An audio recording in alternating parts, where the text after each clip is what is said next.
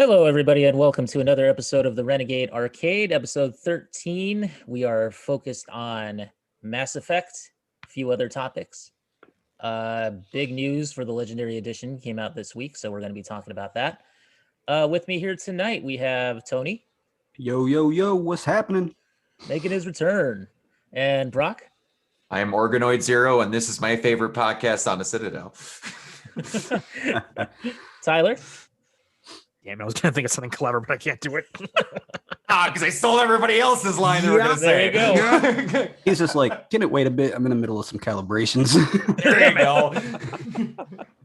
All right, and making his debut. This is a long time coming, man. I'm so happy to have you on. Mauricio, good to see you, Moro. Hey, yo, happy to be here. All right, guys, so we're going to kick this thing off. Let's talk about some of the recent releases that have come out.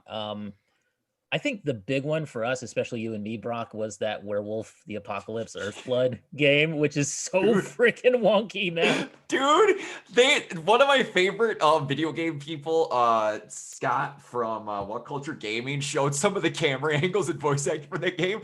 That thing looks janky as shit, and I can't wait to play it.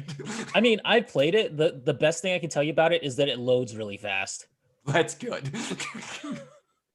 I mean, okay. It's like a PS2 game, man. It's seriously that it transported me back to like the early 2000s. It's just I can't wait. So freaking amazing. And it's so bad, but it's I got told it is comparable to like the old Blood Rain games. Do you want do you remember there was a whole trend of like bald Space Marine dudes in video games that were your heroes?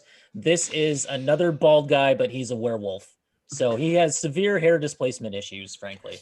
Is he a space werewolf?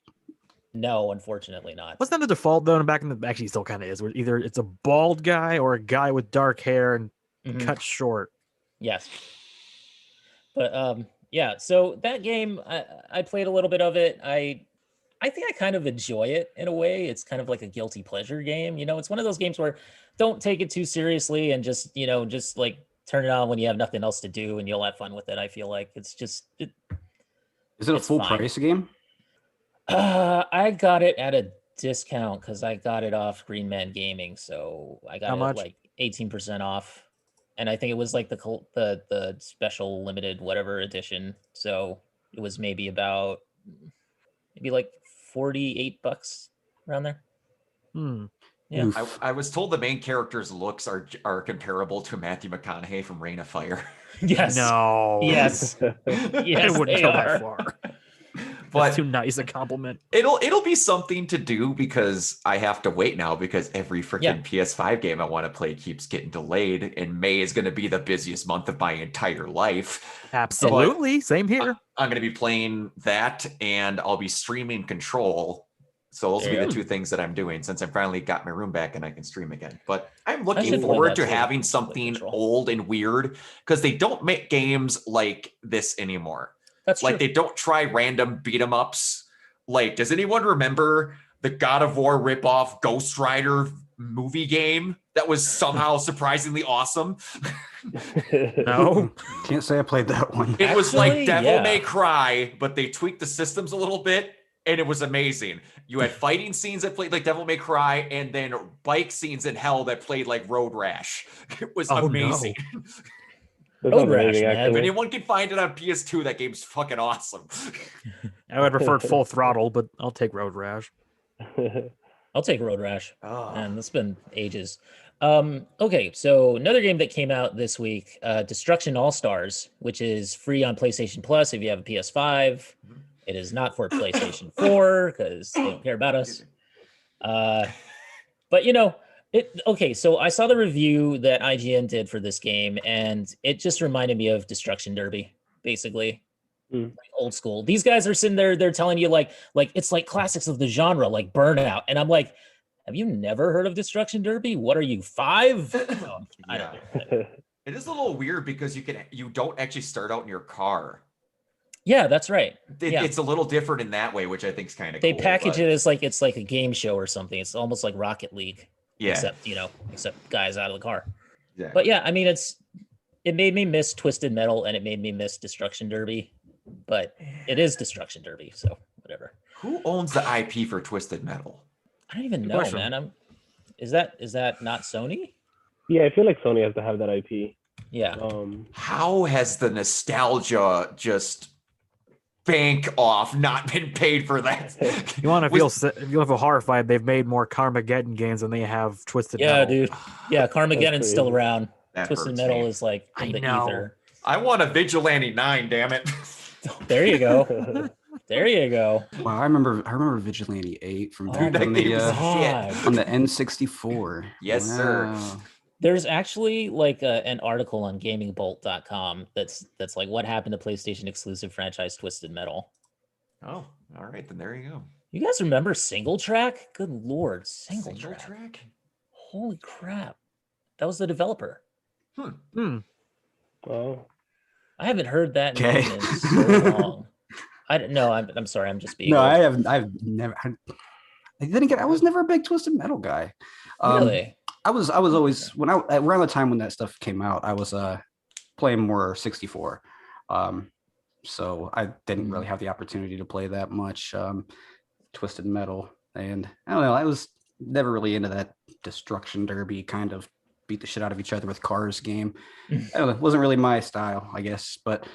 I think the thing that I liked about Twisted Metal was the fact that you could throw rockets at people and stuff. And it was just like, shoot rockets and like, guns and rockets and missiles and all that stuff. So it's good times. I did enjoy Vigilante 8. I don't know if anybody remembers. If anybody here was a wrestling fan, like WWE. Crush Hour? Yes. Yes. Fuck yeah, I remember Crush Hour. Yes. I was going to mention it if you didn't. Yeah, all it was, for those that don't know, all it was essentially Vigilante 8 Twisted Metal, but with WWE superstars somehow like in their own vehicles. And yeah, like Vince had taken over the concept of the game. Vince took over all TV. Like Kane had his own cooking show. Yes. JR were sports commentators for the NFL and shit. It was great. Oh my god. It was ridiculous, but it was a ton of fun. I love there's a subgenre of just simply X, but it's wrestlers now is a thing. Yeah. Basically. That and also X, but now they drive cars. Yeah. Yes. Man. Who in the hell developed that game? Was that just THQ? Did they just do it in-house? That sounds about right. THQ had a lot of it's Pacific Coast Power and Light. Who? Pacific Coast Power and Light. Okay, hold on. I don't know. Why does that name the sound vaguely team? familiar, but that's the name of the developer. They sound like they provide power for like towns. I know, right? They did a lot of motocross games. That's what it was, and they did like Nuclear Strike on the Nintendo 64 and Jet Moto 3 on PlayStation. Okay. Yeah. Yeah, like I feel like I got to call them to pay a bill or something. No shit. Right. They're like Pacific Coast Power and Lights. I live in Ohio, man, not the Pacific Coast. They probably live close to me. They're probably contracted out by AEP. They were a subsidiary of THQ and they got closed in 2008. That sounds about right. Seems like a lot of people died off in 2008, along with THQ.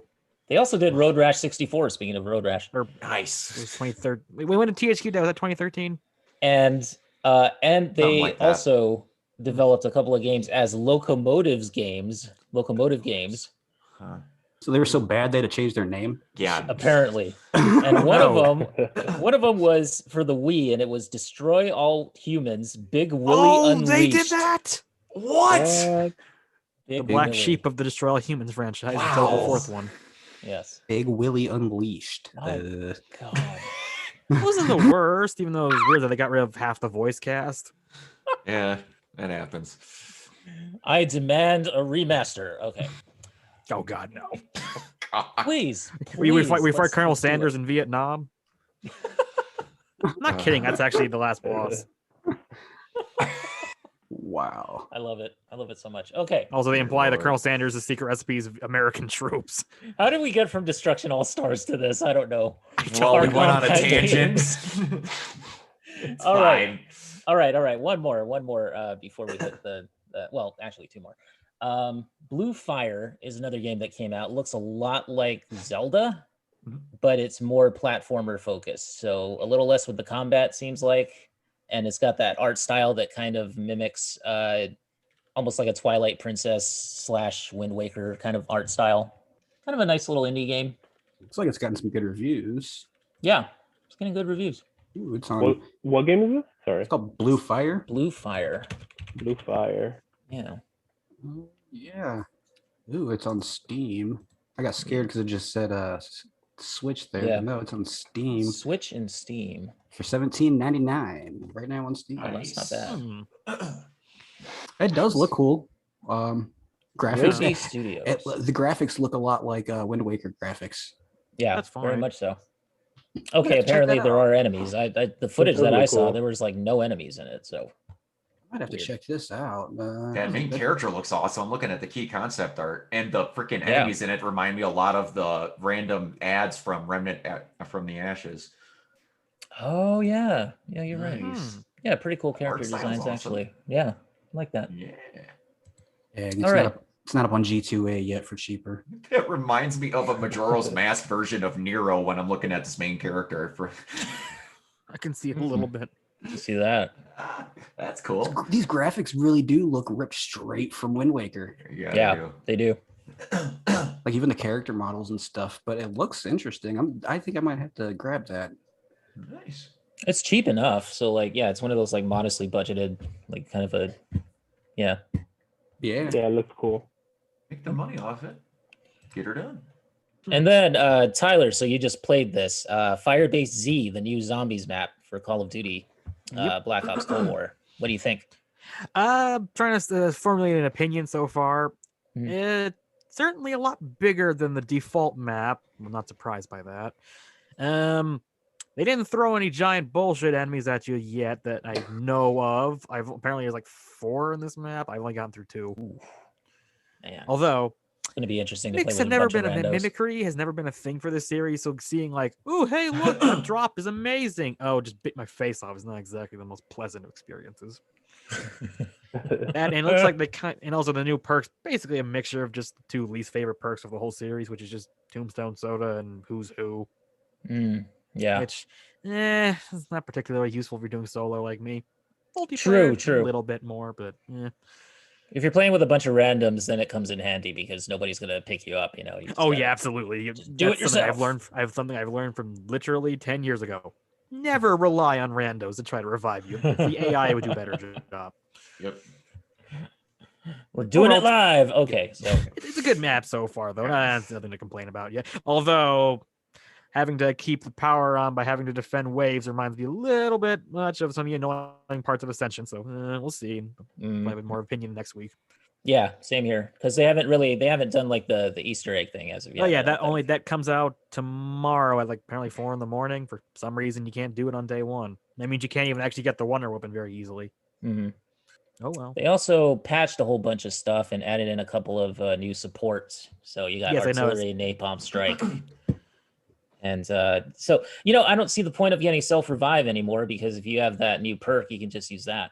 Yeah, I already tested that out. Like if you do it that way, you keep the self-revive. So it's another way. Yep. You can do 7 perks, I found. I tested that already. And they did, you got 7 perks. Yeah, that's and you can do it on the previous map too. Yep. They increase critical hit damage on all SMGs, the ammo stock as well, and that goes for assault rifles. I saw that they buffed the street sweeper shotgun, which is hysterical because that is the most worthless thing I've ever seen. Like, hey guys, I'm so glad I didn't wave-based survival mode. Why don't we give you a shotgun that fires off all its rounds in 1.2 seconds, and then you're spending the next minute having to individually put each round for a frickin' 18-round magazine? Does that sound fun? Oh God, what the hell? I'm not acting like the reload is literally like 27 seconds from empty to full. That's I don't know horrible. what they were thinking. What are they thinking? Well, it makes it feel any better. I looked up the Forgotten Weapons episode on the Street Sweeper. That's a general complaint of the weapon in real life too, which is this thing is stupid to reload. It's like AA-12 speed, but without a magazine. Yeah, I don't know what. Well, I like the map. The map is cool. Yeah, it's nice. It's not terrible. I still haven't found everything, so I'm still looking not for Die Rise. And if you like Die Rise, I don't care. Fight me. Yeah. All right. So, what do you guys think of Sony wanting to sell 14.8 million PS5s over the next fiscal year? Optimistic. Agreed. Wanting to is great. If they could get them in stores, they could do it. Yeah. It's kind of like, I have more faith of actual vaccines coming out at a faster rate than the PS5. Yeah. Yeah, I think that's their only problem, the supply shortages, which is like not their fault considering the pandemic. I mean, they could definitely sell that many if they were in stock. Could. Yeah. Yep. Yeah. That's what they're saying. They're talking about the global semiconductor shortage. So. Yeah. Unfortunate. Well, Sony definitely they built up a lot of goodwill towards the end of like last generation, so they can easily sell that, no problem. But get them on the shelves. Microsoft's having the same problem, so yeah, I didn't pick. It's really sad going into game stores and you see the cabinets for the consoles completely empty, but they're like, "Hey, would you like this controller charger? What about like this PlayStation Eye camera?" God. But it sucks because who knows when we're gonna see them come into stock like on a constant basis. Because if they just keep coming back to stores like 10 at a time, you know, it's just Scalper Central. So it's like we have to wait for the time when they aren't like a rarity anymore. And who knows when that's going to happen at this rate. So I honestly would like them to do, I was incredibly fortunate in how I got mine. I did not get it from a store. I did not get it from a website. There was a thing before the console was announced where you could send in your gamer ID and then they would pick you. You didn't win it. You still had to pay for it, but you got put into a waiting room. And then when your time came, you were on a waiting list. I don't know how impossible it would be to track, but if you just had a thing where globally someone went, boop, you're in there. Don't know when your console's going to get there, but you're on a list. You paid it, whatever. You have some kind of guarantee, and then it will be shipped to you. I don't know if that's possible, but like the vaccine waiting list. Sure. I tell you though, how many times that I had like an Xbox or a PS5 in my cart, and then went to the cart page and it was gone. I've had too many times. I'm like, nope. Yeah, that happened like 50 times to me, and I was just like, you know what? Fuck it. I'm not. You know what website is the worst though? Walmart. Walmart. Yeah, I don't know why do they make you verify your identity? Give you the faintest hope. They don't let you go. It's not like Amazon where they'll just say nope, can't do it. It's like no, they'll give you that slight tinge of hope. Yeah, I agree with you, man. That's stupid. I had problems with Newegg too. Oh, really? Yeah. Well, Best Buy wasn't far behind. A lot of people actually could try to buy the thing, but they just couldn't get to the actual checkout process. Yeah. I got pretty lucky with my Series S. It was pretty much as simple as logging into the Microsoft website, adding to cart, and buying. That's a decent amount of Series S is still available. They're not hard to get in comparison. I mean, they're still hard to get, but I don't think in comparison to a PS5 or Xbox Series X. Xbox Series X, I've been like, no, just give up on that one. I tried for the X. I tried for it. Yeah, the X was hard to get. That didn't happen. Yeah, I got my X recently. Gotta get that mainframe someday. That's cool. How do you like your X? Yeah, how do you like it? Yeah. Oh my god, I love it so much. I didn't think so. It's funny because what happened was I follow like a Twitter account that always posts when consoles come back in stock. Nice. So it was one morning I just woke up like groggy in bed and I got on my phone and then like 10 minutes ago the account posted, "Oh, Xbox Series X in stock at Target." And I wasn't expecting to like see it, but I clicked on the link and it was like in stock. And I was just like, I stared at it for a good 10 minutes and I was just like, let's add the cart. And then he ate ramen noodles for a week. And then I stared at it for like 10 more minutes and I was like, and I like look over to my boyfriend who's like asleep next to me and I'm like, look what I'm about to do. I wasn't even like happy about it. I was just like, look what I'm about to do. That's funny.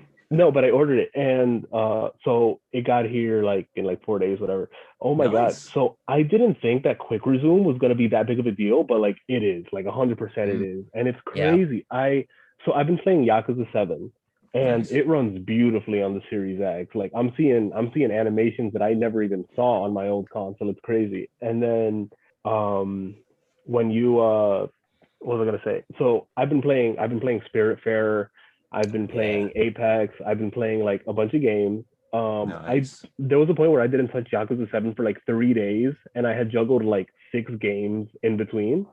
It picked up right where I left off like 3 days later. I was like, this is crazy. Nice. Yeah, that's amazing. Is awesome on that thing. Yeah, that's I'm like really cool. It is nice. I was doing that between Assassin's Creed Valhalla and like Tetris Effect Connected. Oh my god, Tetris. Dude, tell us about your love for Tetris Effect Connected, Tony, because I really want to hear this. So actually, Mauricio is the one that told me about it originally, like back when it was just like a PlayStation exclusive.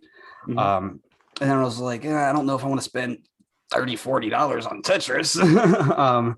But then it came to Xbox and launched on Xbox with Game Pass. So I'm like, all right, well, let's try it out. And oh my god, that game is so pretty. Like I can imagine it's pretty, like even on like last gen consoles, but like even on the Series S, that shit is nuts. No, that game is euphoric. Oh man, it is an amazing game. Just the visuals, how everything kind of your background and everything goes to the music at the same time, and it's so much fun to play.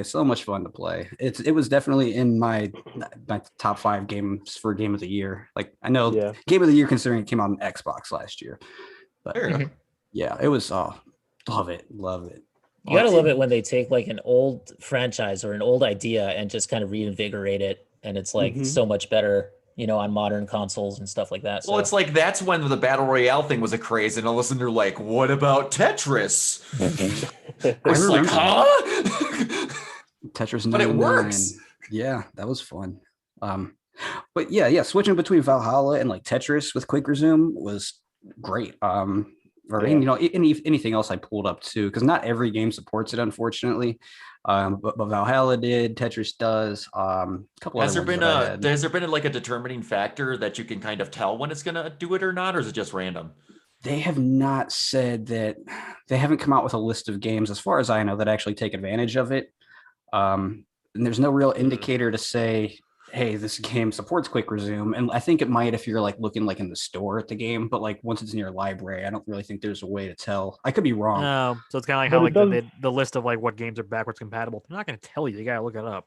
Yeah. Have you had it happen on, how do I want to say this?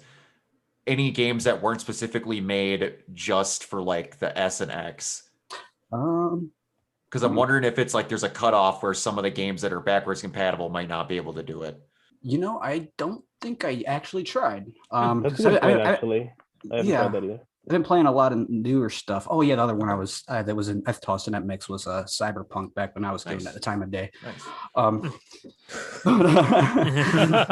That is the next toy that I'm fighting my ass off to try and get. And as soon as I get one, I'm quite looking forward to doing that. So I'm kind of wondering from people that have them how all of it operates. No, that's a good question. And also I haven't touched my since I got my new gaming laptop. I've been kind of focused on that. But so I don't know. They've added some stuff that can do Quick Resume, but it's like Mauricio was saying, great feature, really cool. It was cool to hop off Tetris and then just jump right back into Valhalla, exactly where I was at.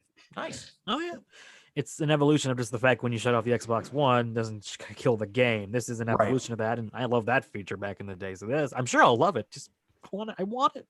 Yeah. We'll get him eventually, man. I know, in like 5 years.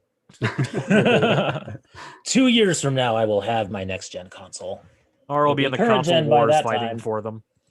Yeah, we'll get stomped in a Walmart. That'll be it for us. Yeah. Hey, I'll gladly come in swinging bats if I see one of you guys in public and you're coming for a PS5. I'll be like, "Fuck you! I got one already. I'm helping them out." I'll go in swinging. Don't worry. And somebody will be like, I just want to fight people. I remember when I was working at Walmart and it was like Black Friday and I had to do something to like take my mind off of all the stress. So I wrote a story about like my guys in the electronics section and me. We became like a team and we fought against this monitor that was like made of like PlayStation 4s and it came alive. It came alive and started killing everybody. This is actually terrifying. Right? Just a little bit. And Black then we Friday destroyed at it. Walmart in the electronics section. I had hats It off was to a you. nightmare, I couldn't do dude. It was like a wave of screaming that just started from the front door, and you could hear it like cascade all the way back to us. It was, Like imagining the stampede scene from Lion King. I swear to God, it was like the Dawn of the Dead, but come to life. One thing I have to ask Kiona, when you're sitting in the back end waiting for a Black Friday to come, is it like the weapons load up screen from the end of the first Matrix when just TVs? It kind of is in a way. We got consoles, lots of consoles. Just pallets of fucking TVs and consoles just lined up on the floor. And everybody's buying all these TVs, and I'm like, these guys are like, these TVs are like shit, they're like crappy ass TVs that you just put in there for the sale. But Kiona, it's 70 inches and it's only $300. It can't possibly be a pile of trash. I imagine like the employees' room, like you're stacking like Sony TVs on each other, going, get back, we have all the consoles back here. Yeah. Contrast ratio is like 200 to 1. Oh man. Anyway, all right. So I think we've done enough hemming and hawing right now, and let's get to this Mass Effect thing. What do you say? Yeah, let's hem and haw the Mass Effect. I didn't think I'd get more excited for it. Turns out I was wrong. I think the big news is that we actually got a release date, right? May 14th, which is not that far off. No, not at all. No, it's only a week after something else too. No, and the big rumors around why they were taking a little bit to announce release date is the big rumor was that they were doing a decent amount of overhauling to Mass Effect 1. And I was like, yep. Most remasters, they kind of just go, here you go. And I was hoping for it, but oh boy, just the first shot of Ashley running on that first planet, I was like, that's a different fucking game. Mm-hmm. Yes. Like, holy shit. And then when you see FemShep in the actual canonical version of FemShep back in Mass Effect 1 looking that good. Oh yeah. God. The armor looks so much better too. Like everything just looks better. The character model looks better when it's running, and like the interface, the UI just looks a whole lot better. Oh, I love the interface is more like the third one. Yeah, I love the shot of the Omniblade unsheathing kind of. That was like, oh my god. It wasn't even a thing in the first game, really. Dude, Omniblades in Mass Effect Andromeda are so disappointing to me. Oh, absolutely. The third one gave us way too much fun with like the almost Gears of War style heavy attack, and then the fourth one it just Mm-hmm. Yeah, put more focus on all the other weapons, then kind of forgot about it. Where I was like, come on, yeah, it's the Omniblade. I know it's iconic to the point where they make a lamp out of it. Yes. Unless you're biotic, in which case the third one you're using biotic energy, which is a boo kind of move. Yeah. Oh. They did a lot more to that. Like, just we're gonna be talking, I think, a lot about the stuff they did in the first game more than anything. But like, like they put an outrageous amount of love they didn't need to put in to get people to buy this again. Mm-hmm. But like making the play style like the other ones. And there's a lot of people that I've seen in comments that have never touched Mass Effect and we're going to touch it for the first time. And it is a jarring experience going from 1 to 2. They've made it just be more consistent in play style. That's going to help a lot. Yeah, because that cover system in the first one, not great. Bad. Also, every time until someone brings it up, and Mac Walters brought it up in an interview he did with GameSpot, I forgot that the fucking back button's the grenade button. Yes, me too. Like, go entire planets where I'm like, they're like, what button is that? It's like, and the grenades are the worst in that game. And supposedly that might have got changed too, where you just throw a disc and then about 5 years later it explodes. Yeah, they're pretty useless too. Yeah, they were useless. Absolutely. It was the easiest and also the hardest of the series because on one hand, once you get certain equipment, it's basically a breeze. But then some enemies on higher difficulty, like the battle lords, will just make you want to break a controller. Mm-hmm. Well, yeah. Now, Mauricio, you can talk to you can actually talk about this because you were trying to play Mass Effect 1 just fairly recently, right? I mean, a couple months back. I don't remember too much of it. I just remember how much I hated the controls. Yeah. It was like super clunky. Mm-hmm. Yeah. Taking cover was like. There's so much cool like narrative stuff in that game, though, which is the reason why like a lot of people love it still is because of the storyline and because of what you can do with Saren at the end. Like you can actually make him kill himself essentially. Yeah. You don't even have to lift a finger. Yep. But it's like I heard that. Yeah, that game, it just like the reveal of the Reapers and everything was just super cool. But like I don't know, I just felt like the game was just fighting me in terms of, I want to love this game so much, and I ended up really loving it. But the thing is, you had to kind of fight against those bad controls and the Mako and like. But you don't like it looking like Lightspeed every time you went to dash, where you got sucked into an inch from your character. I love the game too. In some aspects, has some of my favorite aspects of the series, like the music and the overall plot. But it's so many janky aspects. We're gonna repeat this arena about 300 times throughout the whole game. Yeah, and it's even minor things like if I hear one more human being say "I will destroy you," I'm gonna freaking snap my freaking no. Well, it's like they even talk about it in the second games. Like if you play the Shadow Broker DLC, like Shepard and Liara go, "Hey, remember back when we used to just be able to slap Metagel on everything or Omnigel on everything, and we could just get through?" He's like, "Yeah, that was a real security oversight, wasn't it?" A lot of mockery. Are they gonna keep that? Are they gonna keep that? I have no idea. They said that, and also I never realized this in Mass Effect 1 because I never played it on PC. There's a different mini game to unlocking stuff. There's that circle thing. They said they're going to make that more consistent of all mini games throughout the series. Yeah, that's cool. It's like Asteroids kind of where you got to go through a circle, but in comms it's just simply it's like Simon says.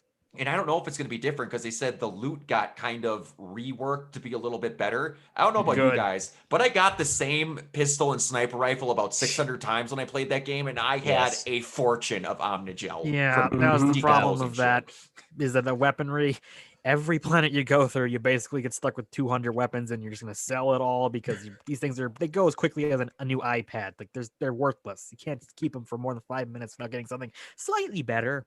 It's not great. It's not a great system. Yep. But yeah, no, I'm looking at screenshots now, and wow, this game actually looks crazy good. Doesn't it? Yeah, it looks so good. Yeah, they definitely needed to work on it, so I'm glad that they focused most of their efforts on that.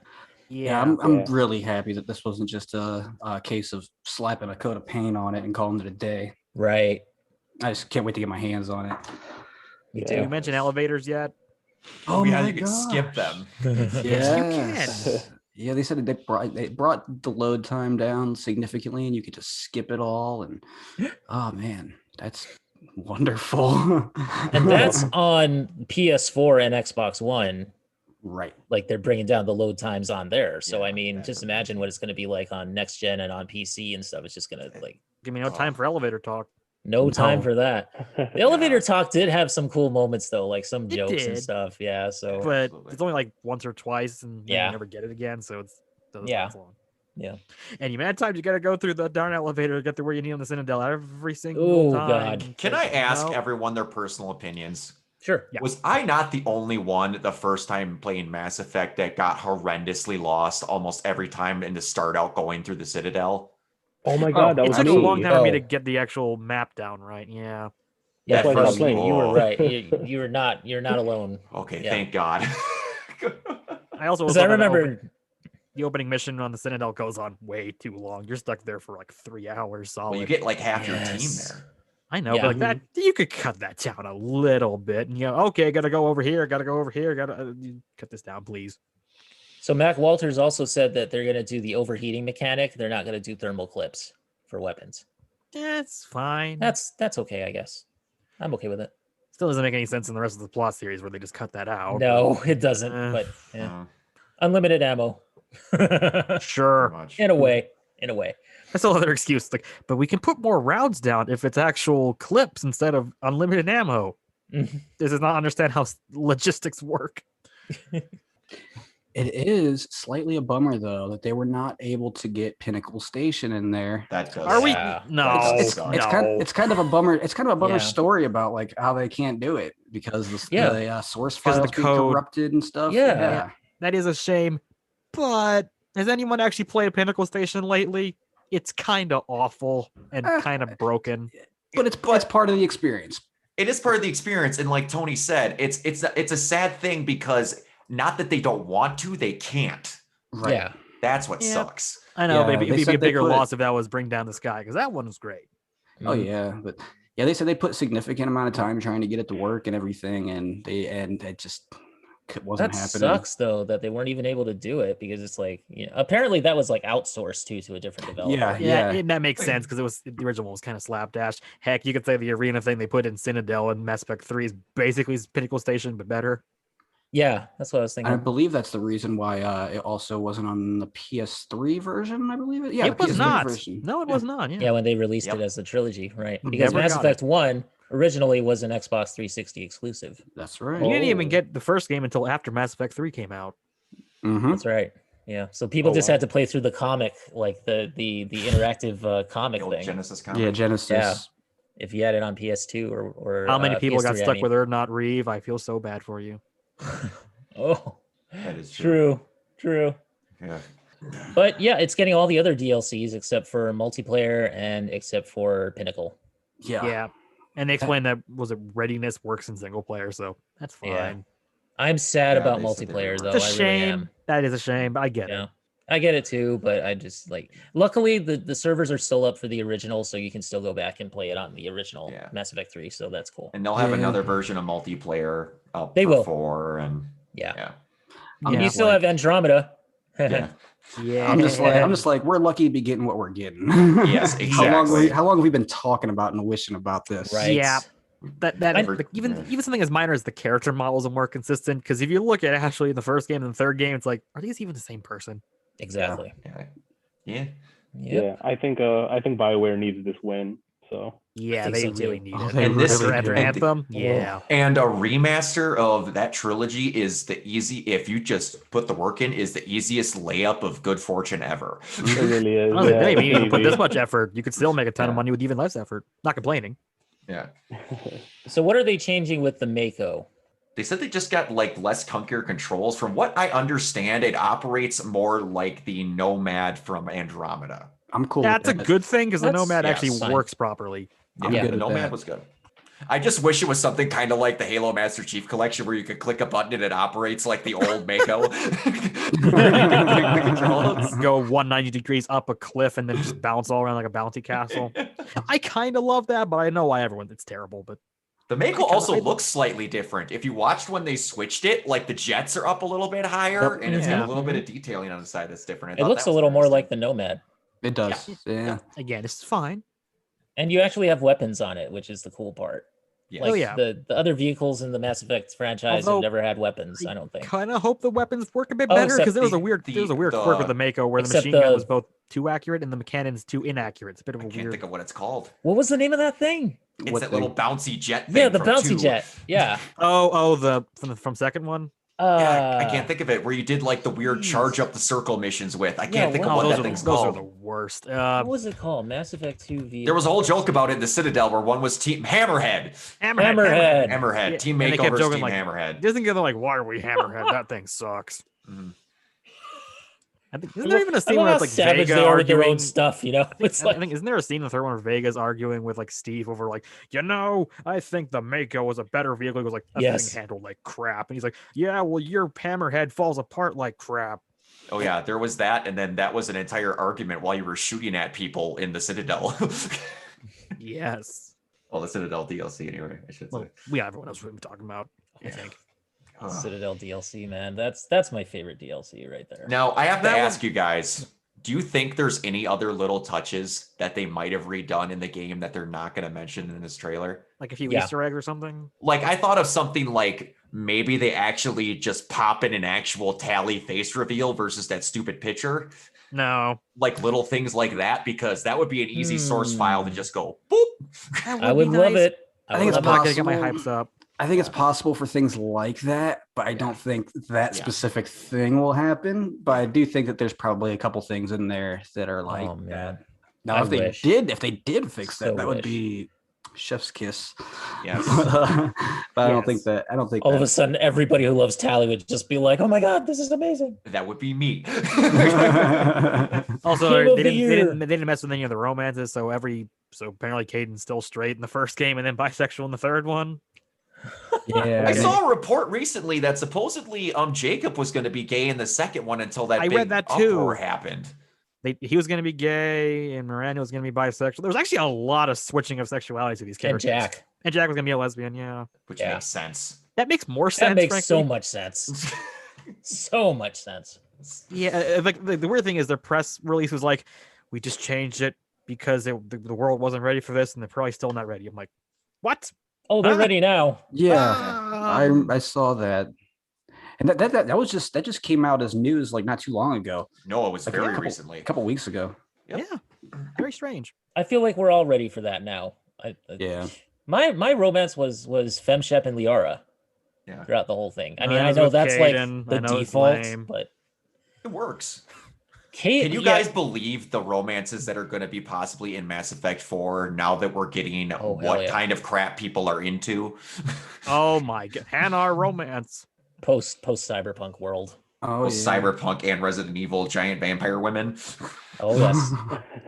Can we just have 20 foot Asari now? Yes, giant Asari. Like, can I romance one of those banshees? That's what I want to know. Before they become banshees. Oh my god. They're like 8 feet tall, sure. Good lord. There you go. What were the small asthmatic like spacesuit ones? Oh, the Volus. The Volus. Yeah. Romance the Volus. Romance anything. Like, I want to romance a Geth. I want to romance an Elcor. Oh my god. Elcor. Oh my god. Lovely statement. I'm enjoying this experience very much. Those gams. Beautiful they are. Do humans act like this normally? What do you mean you like the fact that I am a giant? I can't wait for Mauricio to actually know what we're talking about when he gets to play this. Oh man, this sounds so horrible to anyone who's coquettishly. I'm just here like, oh, you guys. Oh, also, it's gonna be really weird people playing these games for the first time or QCO, you don't know. I don't know how far you got. But as a male, you could just straight up right hook a female reporter. Yeah, this is games from like 2007. It was a different time. In all three of the games you can. Yeah. That's so crazy. She fights back in the third one though. Yes, she does. And it's also a woman with a roller into a display board. And the worst part is it's a female reporter with like a Muslim names. That's not awkward. Oh god. No. That's not good. That's so bad. I don't know what they're gonna do with that. But you can answer her and you can play along with it, but you can also like you get bonus points in the third one if you never actually hit her. The Renegade interrupts. Yeah, you don't like have to punch her or anything like that. It's just something you can do. No, I don't know for your snide assertions. Because she's kind of a bitch. She's awful. They intentionally made her awful that you want to. Yeah. But I remember in the third game though, it was so freaking funny because she was like, "I've been taking lessons." Like, you know? Right? She like totally like bobbed and weaved that shit. Yeah. If you don't fight back, she will actually punch you out. Yes. Right. Yes. It took me 2 games, but I finally went to an instructor. That's actually pretty funny. Actually, if you could do that in that, like punch her out in the first couple of games, and then she punches you out in the third one, and that's just like, you know, you had that coming. So that's one thing, Mercutio. When you play these, they mean it when they actually say your decisions matter. Like some games nowadays don't do it correctly. These ones actually did, because that shit comes back in every game with a lot of stuff. Even if you didn't hit her in the DLC for what was it, Shadow Broker, there's like film footage of her getting freaking knocked over by a freaking like Krogan. It's like, Yeah. God, like literally flying. That poor reporter. She's clearly going like, "What's wrong with you?" And the guy goes. Good. There's actually a lot of good jokes in that. I love FemShep. Like whenever you could have her like do the, you know, when she gave like Grunt or Rex, like she does the Krogan headbutt with them. Yes. That is the funniest freaking visual. Yes, it is. Yes, I love it so much. Last question: have you ever used the word coquettishly in any other context but Mass Effect? Never. Exactly. Never in my life. No, but yeah, someone on the street with that word means it like, what is that? Like, although I bet that the tall vampire lady probably has. Okay, we'll get to there. There we go. That's not a segue. That's not a segue. How about that Mass Effect legendary cache? I was about the fact that I dropped $150 yesterday buying it. I regret nothing. I'm probably gonna do that tomorrow. Tax money looked real good, and I had some left. Oh man, like I wish, man. It's just a bummer that it doesn't even come with the game. That is true, but it's like I'm buying that thing for that helmet. Well, that's exactly why I'm buying. How many games do that where it's like the special edition doesn't even come with the game? The last one I can remember was like that lately. It's not super common, but it has been happening a lot lately. Yeah, the first time I noticed it was I think like Wolfenstein: The New Order. It's like here's a $200 edition with its statue, no game though, and everyone got pissy about that. Now it's standard. Crazy. The kicker is that it comes with the steelbook. Yes, exactly. What? Just put Here's the code what you can in. put it in to make it pretty. Just put like a digital code in it at least. Right. Something. Yeah. Right. That is the weirdest part about it. But that helmet is fucking sweet. I'm sorry. That helmet is just so sexy. It's a 1-to-1 scale replica, so you can actually wear it. Yes. It's gonna go really well when you put it right next to the Omniblade lamp. Yeah. Hopefully it's not gonna actually have mold like the last time everyone bought a big power helmet. Yeah. Well, no, it's Oh, like I'm wow, working I on a forgot about display. that. As soon as I get that helmet, these Shepherd dog tags that you got with 3 is going to be built into a display for my stream. I cannot wait for that. A memorial? Mm-hmm.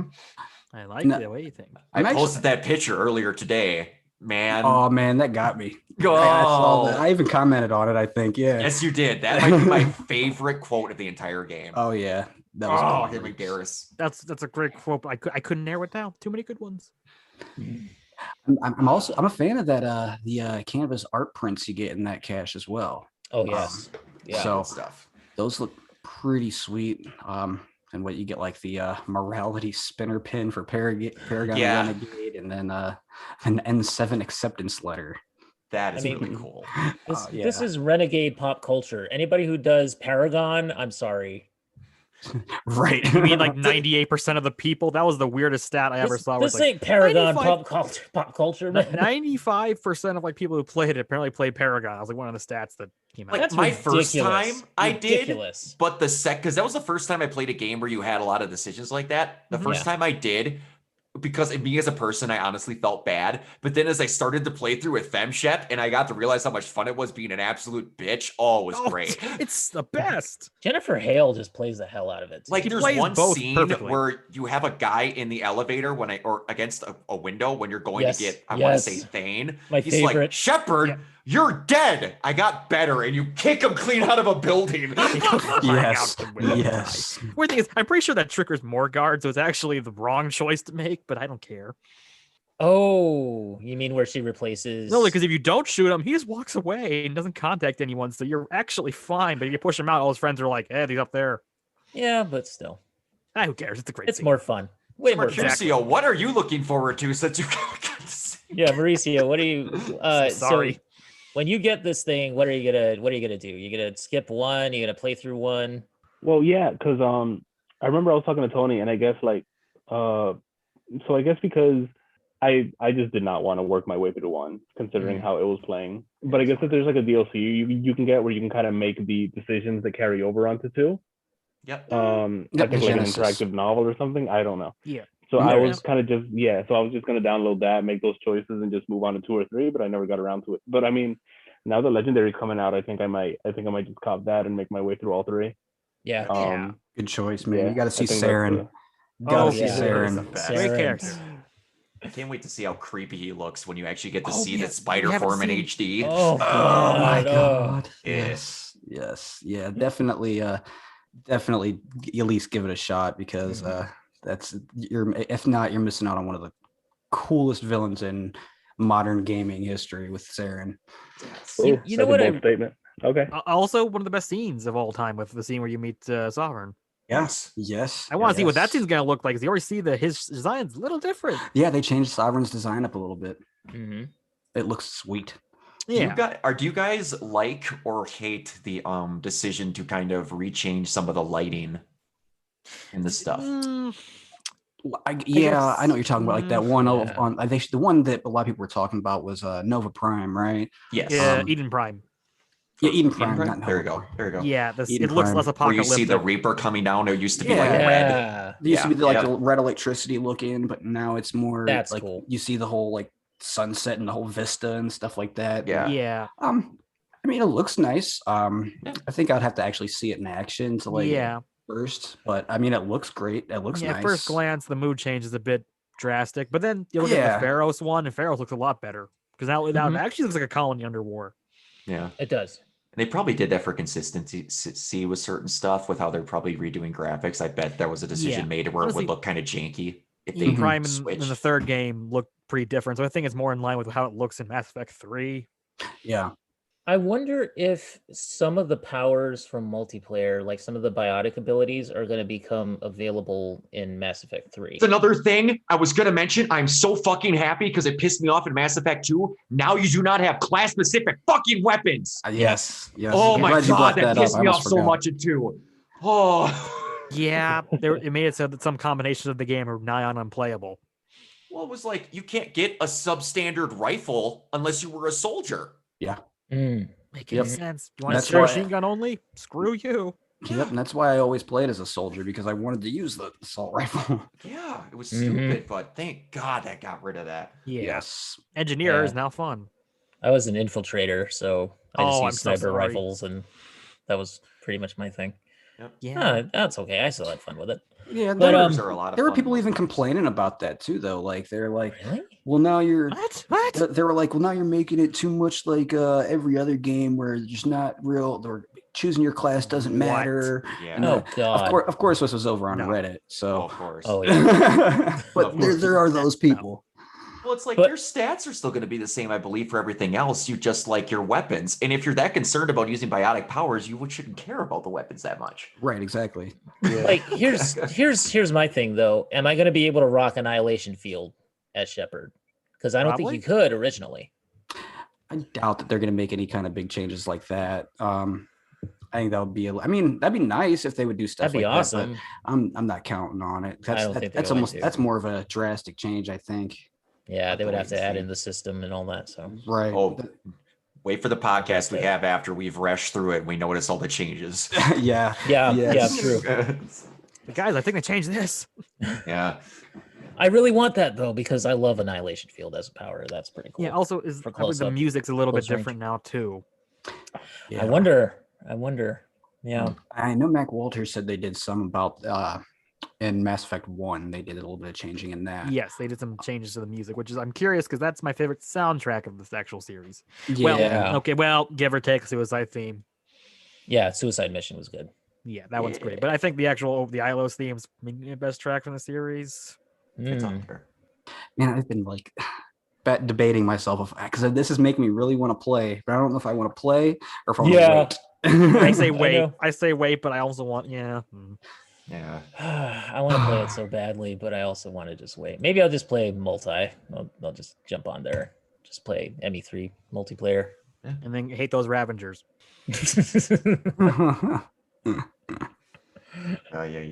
it's Good crazy times. to think that that's that close. That's only a little bit, if no delays happen, which it's whatever. They said they just have slight tweaks to do if that comes, man.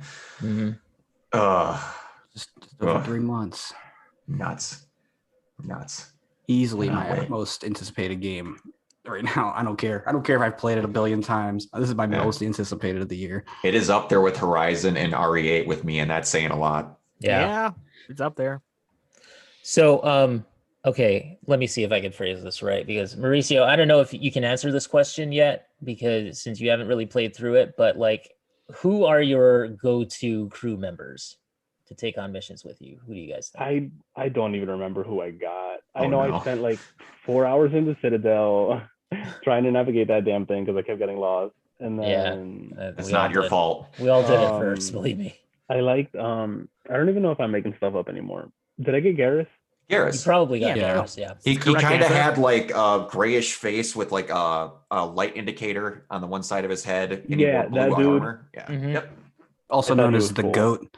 Yes. The greatest in the universe. Correct decision. He is. He's the only one I remember. I'm sorry. Okay. That speaks to how good he was that you even remembered him.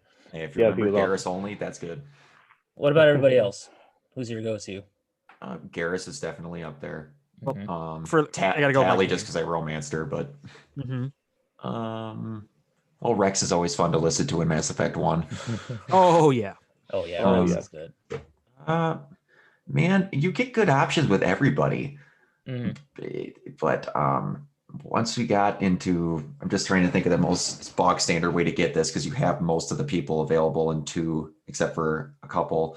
Miranda, I always liked having along because there's certain ones that, depending on when you get them in scenes, you get better dialogue options. That's true. Yeah. So, yep. I liked Thane quite a bit. Thane was good. Yeah, it's I think. Do you guys ever switch up your stuff to try other people, or do you just go with your mains? I switch. I try to, and then I'm like, "Fuck this," and go back to. I tried it with Jacob for a few missions and went, nope. Went back to Garrus. Yeah. Oh, well, Jacob sucks. Exactly. I can't. He's awful. He's the weakest. I'll do like certain people for certain things. Like if I know there's going to be certain enemies where they've got shields. Obviously you choose your tech people or biotics or what have you, depending on the mission. But if it's just whatever, then I'm just definitely running with Garrus. And if I'm playing Mass Effect 3, it's Javik. I love Javik. Just things he's got to say. Yeah. Javik is great. It's just that classic fish out of water story. So, if it's not Javik, then Mass Effect 2. Our Mass Effect 1 is definitely Liara. Two is usually Miranda. Choice. For me, it's Garrus and Liara, pretty much. Well, the entire for thing me, almost it depends on the game. For me, it's gonna be it's gonna be Rex and Garrus. Second one's gonna be Garrus and Miranda. Third one's gonna be Garrus and in case we switch it out, might be Javik or might be Ashley or Caden. Third one, I'm never really sure who that last one's gonna be actually. Yeah, true. Yeah, if we're going by games, I would say the first one I had Ashley and Garrus quite a bit, other than switching out Rex depending on where you were going, because again, it's just fun to listen to.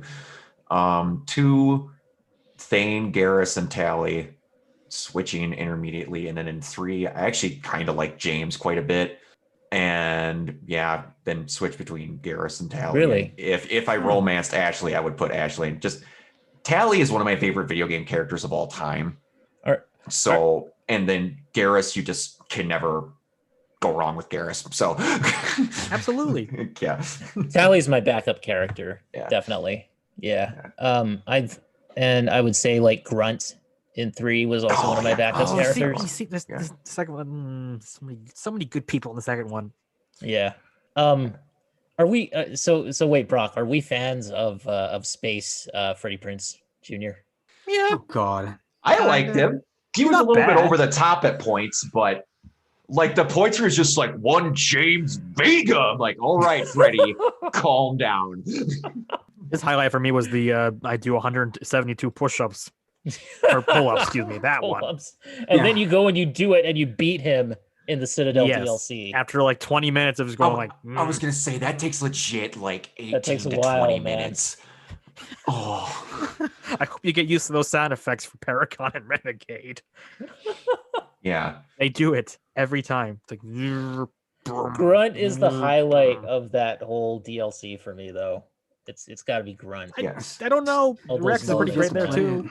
Rex is there too. Yeah, Rex is when he jumps out when you're getting evacuated in the Citadel DLC, and he just belly flops onto that thing with the soldiers in it. We should stop talking. He's not playing the game. We need to stop talking. I was just about to start talking about like the last line in that DLC where it's like, I never miss, and like the 20 answers you can get from squad mates. Yes. Oh man, I should go. Yes, that is one of my favorite moments. Shepard, we need to get out of here. I should go. Shepard. It's like Grunt. Shepard, Grunt, Rex. They just play it up. It's great. Out of context, none of this makes any sense. Oh god! Out of context, they want to put a landmine on your front doorstep because why not? I love the always leave them wanting more line. I think that was one of my favorite lines. Oh, that one's great. All right. Anyway, we're getting into the one thing I will say, when you play through it, do not be afraid to do every, and I mean every single side thing possible before you do the last mission. Yes. Especially in the third game, there's a Citadel DLC. Go as far as you can because you'll get the best version of that. I didn't know for the longest time you could get Miranda at that thing if you did her one mission and then you get Miranda at the party. Didn't know you could do that until I replayed it like a year ago. Yeah, the game does not do a very good job of explaining what the end point for this game is, where you can only backtrack. Yep. Okay. Yeah. There's a lot to do, and it's a blast. You're gonna get the best version of it. Yeah, and when you're doing like Mass Effect 2, one of the things is if you make a certain choice during the suicide mission, your characters can die. All of them. All of them can die. And if you don't make certain decisions before the suicide mission, Oh, and some of your characters can die. Yes. Yeah, you can die. that's crazy. If everyone dies, you die. Mm-hmm. Yeah, just like Game over. randomly buying a shield component. Mm-hmm. Yeah. It's like, and that's not even the case of like game over. The game just goes like, this is the conclusion. Your save file can no longer continue past this point. What? Yeah. That's You wild. can kill everybody, including Shepard, in that mission. Yeah. Exactly. That's I don't know crazy. what makes you need to kill Shepard, because I never figured that one out myself, but Okay. I once played a playthrough where I killed as many people as I could, but that was a really scummy playthrough. What happens if you kill almost your entire crew? Mass Effect 3 is really boring, I'll tell you, because I tried. Yeah. Every time they're like the Pavlin mission where it's like, remember Garrus? He was a cool guy. I'm sure he would have something funny to say right now. And all the major How many plot do you characters. end up with? I mean, how many other characters? 4 people? You have like Yeah. 4 people. That's it. You can see what looks like a graveyard in the shit. Normandy at the end of 2 if you kill everybody. It's totally is. horrendous. Yeah. Also, the dream Because, I mean- sequences go on far longer because you're like, you got to play 20 voice clips of all your friends who are now dead. Oh, Yeah, because I mean, you're not getting. Well, yeah, you're not getting so many people. yeah. Yeah, and you can screw your galactic readiness with a good amount of it too, because you don't have Tally for the negotiations with everyone there. You don't have Yep. Garrus on the moon. Again, he hasn't played it. I need to stop talking. Yeah. And also, the plot-centric characters that matter that you have to use, they get replaced with weaker versions that no one cares about. So the Mhm. whole game is so much worse off if you kill everyone die. Yeah. So just be aware of that. No, don't worry. I'm very excited to partake in more in-depth discussions when I play it in a few months. Good deal. Good deal. Also, put a save It's gonna file be when you get to fun. the You're gonna last love mission, though, in case you make a mistake. Yeah, no Yes, worries. I'm gonna make definitely. like 99 save files. Don't worry. Please do. Good call. All right. So now that we've done our Mass Effect segment, what do you guys want to talk about? Anybody have any topics you guys want to cover? You see any news stories that you would like to discuss? Actual news stories coming out recently, other than like everyone and their mother wants to talk about Lady. I can't think of her last name. That she's Dimitrescu. officially 9'6". Dimitrescu. Outside of that, Alcina Dimitrescu. I remember the full name. I can spell it. I know. what was? Wait, hold on. We were just talking about something before this that someone purchased someone. Gearbox.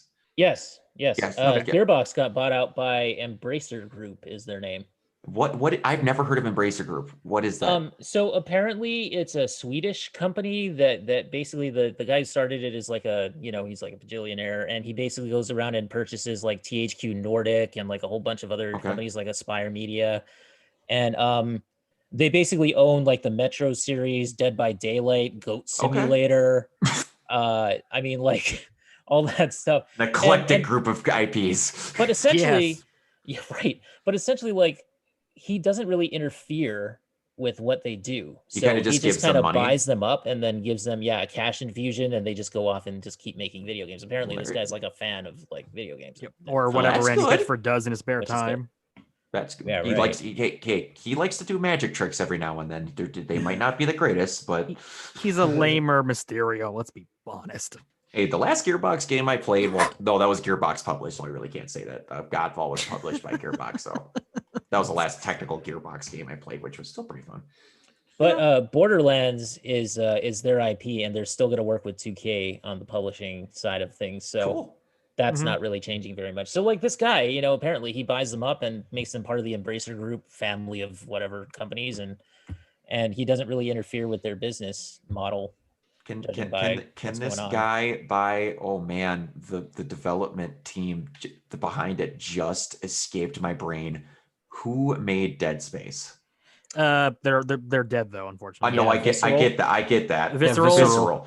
Can he throw any amount of money at EA to just scoop up the corpse of Visceral? Oh, Yeah, I don't think so. No, I know it's a pipe dream, but I want it. But I know. we're still getting that weird project.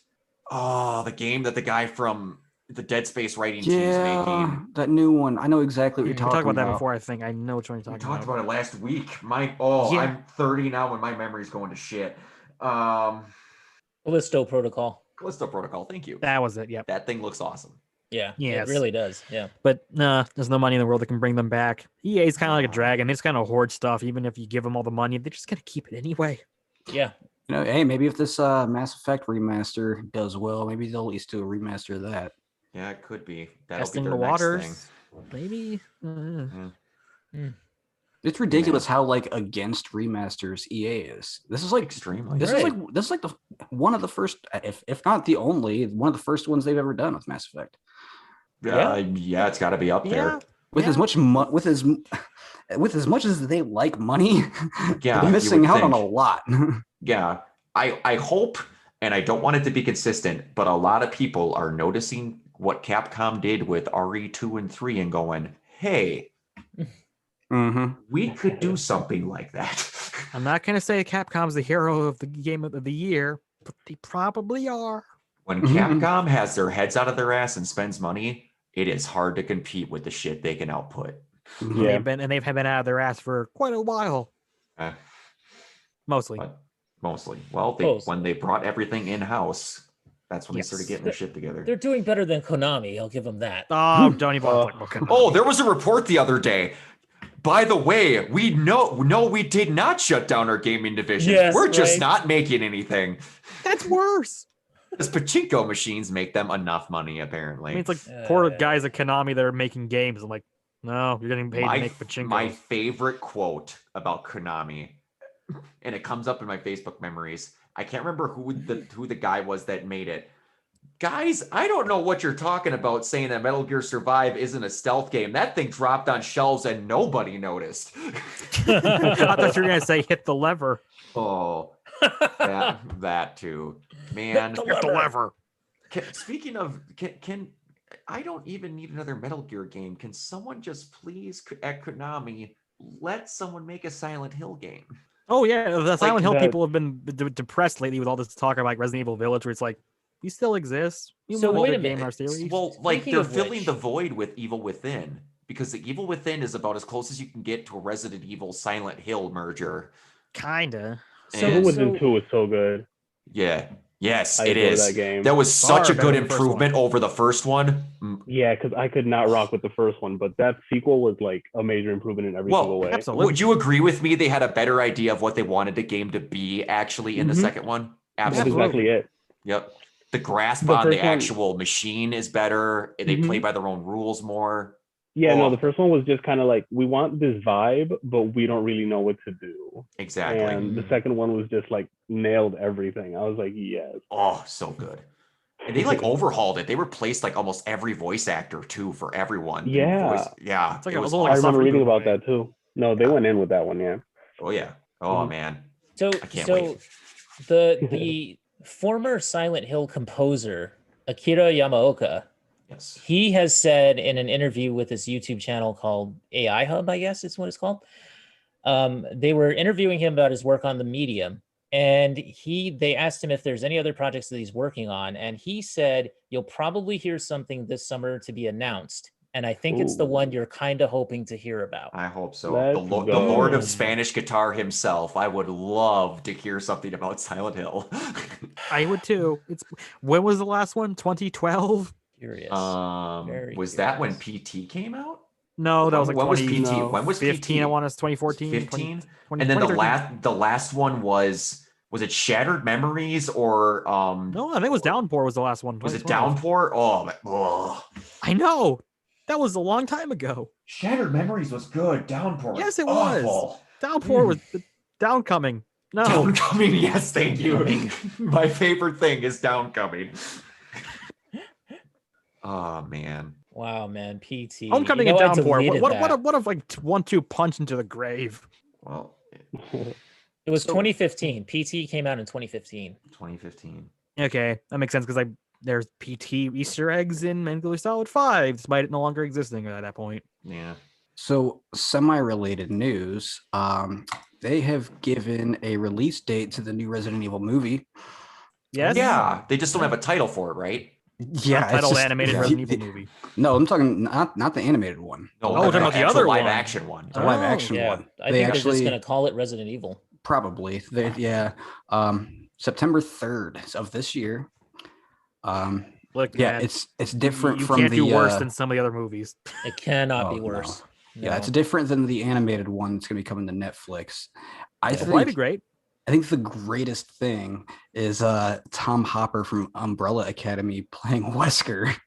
That is good. That's great. But man, my dream pick, if it could have been better, would have been Anthony Starr from The Boys.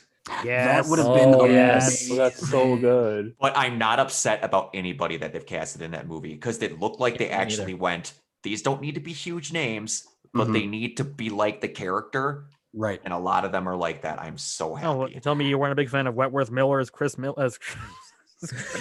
Like, he would have been good for an original RE1 version of Chris. Yeah, I could see that. He gets thrown into a glass tube and then sucked into the floor and then spends the rest of the time in a jail cell. Like, the characters were there in name alone in those movies. Outside of Claire Redfield, she was actually not bad. And they had Jill correct for half of a movie. Just half. I gave up watching those ones. Like, I don't think I watched anything past the third one. You weren't missing out. No, you're missing nothing. Oh, don't worry. Randomly, Leon Kennedy, Barry, and Ada. No, there was another dude that came with those three, wasn't there? No, it was the only ones that were actually okay. named. They just randomly rock up in the sixth movie, I think, and they're like, "Hey, we're character names," and then that's it. And they don't do anything. But Barry had a Magnum. That was very important. He didn't have a sandwich, though. He did have a sandwich. A Jill sandwich? Hey, Jill. You, the master of unlocking. There is nothing charming about that version. It's like they sanded off everything we love about him. I think I realized this before. Robbie Amell is playing Chris Redfield. I'm so fucking happy Robbie Amell's getting more work because I love that dude. Yeah, I'm fine with that. Yeah, I just somehow missed that piece when they did the initial casting. Yep, that's pretty. And cool. Pre-Roid Rage Chris Redfield, he's going to be good for that. Yes, and best part, it's not going to be a Paul W.S. Anderson movie because he was busy ruining another game franchise this year. Capcom, I just wish Capcom would just Monster Hunter get away from him. We're straining order on him from Capcom. And Mila Jovovich, because they're twofer. Yeah. Hey, Mila Jovovich, I think it could be something if she's not directed by her husband. Unfortunately, it's like every movie. Yes. But because, man, just Fifth Element. Yes. You cannot ignore how good she was in Fifth Element. I can. That's it. But then I saw the 6 Resident Evil movies, and I can kind of go, Good. There's one determining factor in all of them. But well, yeah, not in the last two. Well, it was the same director. No, just how much takes her clothes That's what I'm off. talking Those are in about. the last two movies. Yeah. But anyway, that is quite exciting that they're like actually going, here's the first 2 games. We're putting them in a movie. I kind of wish they would have did a movie at a basis, but they at least like look like they're video game movies. Yeah. Who's the director and the writer? I don't know. For the new one? Yes. It's the guy who did 47 Meters Down. Well, that's not exactly encouraging because that's not exactly. Yeah, not the best. And he also did a Strangers Pray at Night. I've heard of that. Oh, that's the sequel that has Christina Hendricks. Yeah. That was also is Johannes Roberts. I've not heard of either of these movies. They're not great. I know 47 Meters Down. Did you say Strangers? I heard of Strangers Pray at The Night. Strangers Pray at Night. It's like the sequel. Okay, I never saw that one. I didn't even know there was a sequel. That's kind of it came out not relatively recently. That was during my Walmart days, I think. Yeah, I was stocking DVDs. Saw that one multiple times, probably. But, yeah, cool. Yeah, I'd be happy with that. I don't know. We'll see. Yeah, maybe it'll be better. Maybe that even if it fails, we have an animated movie. They already have better casting than anything. They do. And if it's at least mediocre, it'll be worlds better than what we had. Yes, I'll accept it instead of having to listen to Alice do the narration again. They haven't done that she has a job to do. They haven't done a release date for the animated one yet, have they? No, they just announced that it's no longer a series and it's a movie. Because it was a series when they first announced it. The Netflix one? Yep. Yeah. If you go back to the original announcement, it was originally going to be an animated series. Wasn't it going to be a series? Which Aren't kind there of 2 Resident Evil projects for Netflix that are coming out? I don't know. I feel like one was about like Wesker's kids and some yes, other there is. Like, There's a live action Resident Evil movie, and it sounds like Jake. the dumbest thing I've ever heard. Yeah, that's right. Yeah, I purposely put that out out. of my Wesker mind. kids go have wacky adventures in Raccoon City. Woo! They said, aren't they calling it like New Raccoon City? I can't. Yeah, It's something stupid. Guess what? Everyone liked Jake from the 6th game. Now he gets his own movie. No, I don't even think it's Jake. I think it's it's not even Wesker. him? It's just new Wesker kids. It said Wesker kids. Oh, so now I get the implication he went around banging everybody apparently off camera. Apparently. Mm-mm. Global saturation. Yeah, no, that's whoever thought that was going to be a good idea needs to be fired. But their mom turns out to be Alice. Yeah. Oh no. Shut up. Shut up. Shut up. the movie or series turned movie, whatever the hell. I guess it's called Infinite Darkness. That I looks guess pretty it takes good. place between That does. 4 and 5. Okay. What they said during that presentation. Okay. Yeah, I watched the presentation. Yeah. Yeah. Which it makes sense because Leon Kennedy would have just did 4. What's really weird though is they have the exact character model of Claire from Revelations 2, which takes place after 5. They don't care about the timeline. Fuck I it. know. I'm just wondering if they just mistook themselves in it. I need to see if they mention the word Ouroboros. That's when you'll know. Yeah. Or Ouroboros, as Natalia says in Revelations. Although if you want to really have a real headache, just try to think about how we got from Resident Evil 6 to 7. Hey, all that stuff God. happened. All It that did. stuff did technically happen. They just went, okay, China exploded. Let's go to Louisiana for a bit. Pretty much. Like the president became a zombie, the whole world exploded, dinosaur monsters. The Now we're doing only thing Louisiana. they bring back, honestly, is that Chris got rescued from that random tube in the ocean by Blue Umbrella? Anyway, Resident Evil's stupid. It's stupid. I love it, but it's stupid. At least we Incredibly know it's stupid. still in the same timeline and it's still in the same universe. They've never rebooted, and I kind of love it. Yeah. I feel like with like RE2 remake, they've been trying to like create a steady timeline. Slightly? They have been. Because when they came out with 7, that kind of like slowly took us somewhere else. I don't know. I feel like with like RE2 remake, they're kind of trying to work that into like the modern timeline and just kind of connect everything like in a way. They are because they're reconnecting the lore kind of because Nemesis is a Plagueis parasite now that they got from the European branch of Umbrella. Guess what took place in Europe? Resident Evil 4. Oh yeah, fair. So there you go. Yeah, I can't wait to see what those Granados are going to look like in the remake. If the first one you meet in that cabin still looks like Boris the Blade from Snatch. I hope so. Maybe they're going to finally explain why the merchant's a Granado but not mean. Oh man, that new giant merchant from 8 looks like something else.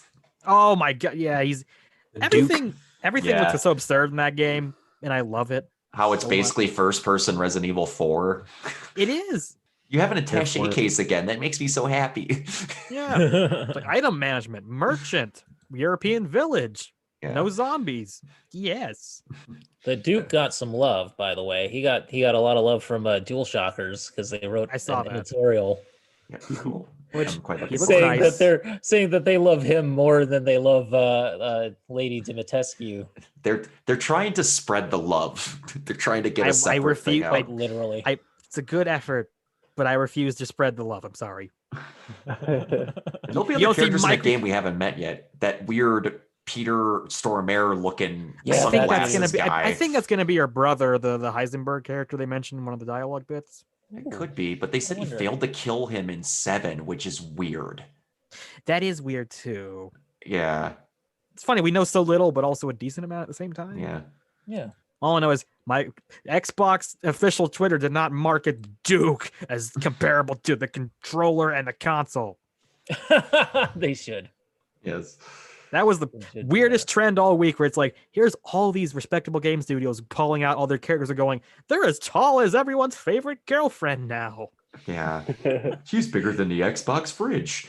that. Bandai Namco was like, we did it first. Yeah. But, Freaking, Did you see freaking Doug the- Master Chief into a freaking like Tim. yeah. Did you see the control Twitter account? Oh yeah. Oh Yeah. yes, Someone- yes, How yes. How tall Someone's is like, Jesse? how tall is Jesse Faden? And they're like, stop. Stop. Please stop. Please stop. Oh God. That was then they turned around and did it anyway. They did it anyway. Hilarious. And then Remedy's like, look at our big enemy. Is like 2 million feet high. Mm-hmm. And a little dot. This is really Renegade Rescue down here. Oh man. I know. Everybody's just, it's size envy. What can I tell you? It is. I'll say this right now. Capcom, if you do not put this character in more games as like a side character, you have really lost your mind. She is going to be in the next Marvel vs. Capcom. Yes. Guaranteed. She's actually bigger than most of the characters in the series. She's bigger than Thanos. Yeah. If they do another Marvel vs. Capcom, I hope it's not like Infinite. Can you? I can tell you right now, if they touch Marvel vs. Capcom again, it might be the second coming for how much love they're going to have to put into that thing to make up for the bombshell that Infinite was. But that producer's gone, right? He's out of Capcom now, right? Yeah, pretty sure. Although, yes, you say second coming, technically if they bring her in, it's going to be a lot more coming than you think. Oh God, we're going to stay off of that. Oh boy, we're going to stay off of that. That's staying in, not getting edited out. Any naughty other jokes. News? This is the Naughty Humor podcast on this site. Let me tell you. And I'm just going to say right now, I actually ordered that hat. Oh, good Lord. I did. You need to wear it on one of these things, man. I will. It is shipping here. It'll get here hopefully by around my birthday, and I will wear it. And you can make that my icon for the rest of the freaking year. I don't care. We're gonna, we'll put it in like the bio page, the staff bio page. The picture should just be the hat, and then you not wearing it. It should just be like an invisible character select screen of the hat. Exactly. There you go. Honestly, the only thing I'm waiting for now is can we just reveal who the voice actress is? Yeah, I have to know because that's just like 5 lines, but that lady's having so much freaking fun that I'm like, who is this? Yeah, it wasn't the actress who passed away, right? No, she was just the daughter. She was the daughter. Okay. Honestly, the way I think about it now, it's like, does anyone remember that Simpsons scene where it's like, they look at the one sheep and they're like, oh, and then another one's cuter, oh, and then the third one that's cuter, and then they push the third one away. It's like the same way. It's like, we got Chris Redfield, yay! It's like Resident Evil 4, yay! We got this 9-foot tall vampire, yay! Get Chris out of the way, no one cares. I am happy though that we have steroid linebacker Chris back. He's back. Not the whatever Resident Evil 7 Chris. Apparently on the helicopter ride he had like 20 energy bars. he was doing some lifting some weights, doing some non-substantial drugs. Fun fact, according to Wikipedia, apparently he won the GameStop award for most likely character to lose a drug test. True story. I can see that. I wonder who the other nominees were. I want to know too. It was just Chris. It was just They made a category just for Chris. Also, they already have a Wikipedia page for Our Lady of Lust. That does not shock me at all. Literally, I checked. I think only like Nemesis, Chris, Claire, Jill, and Leon.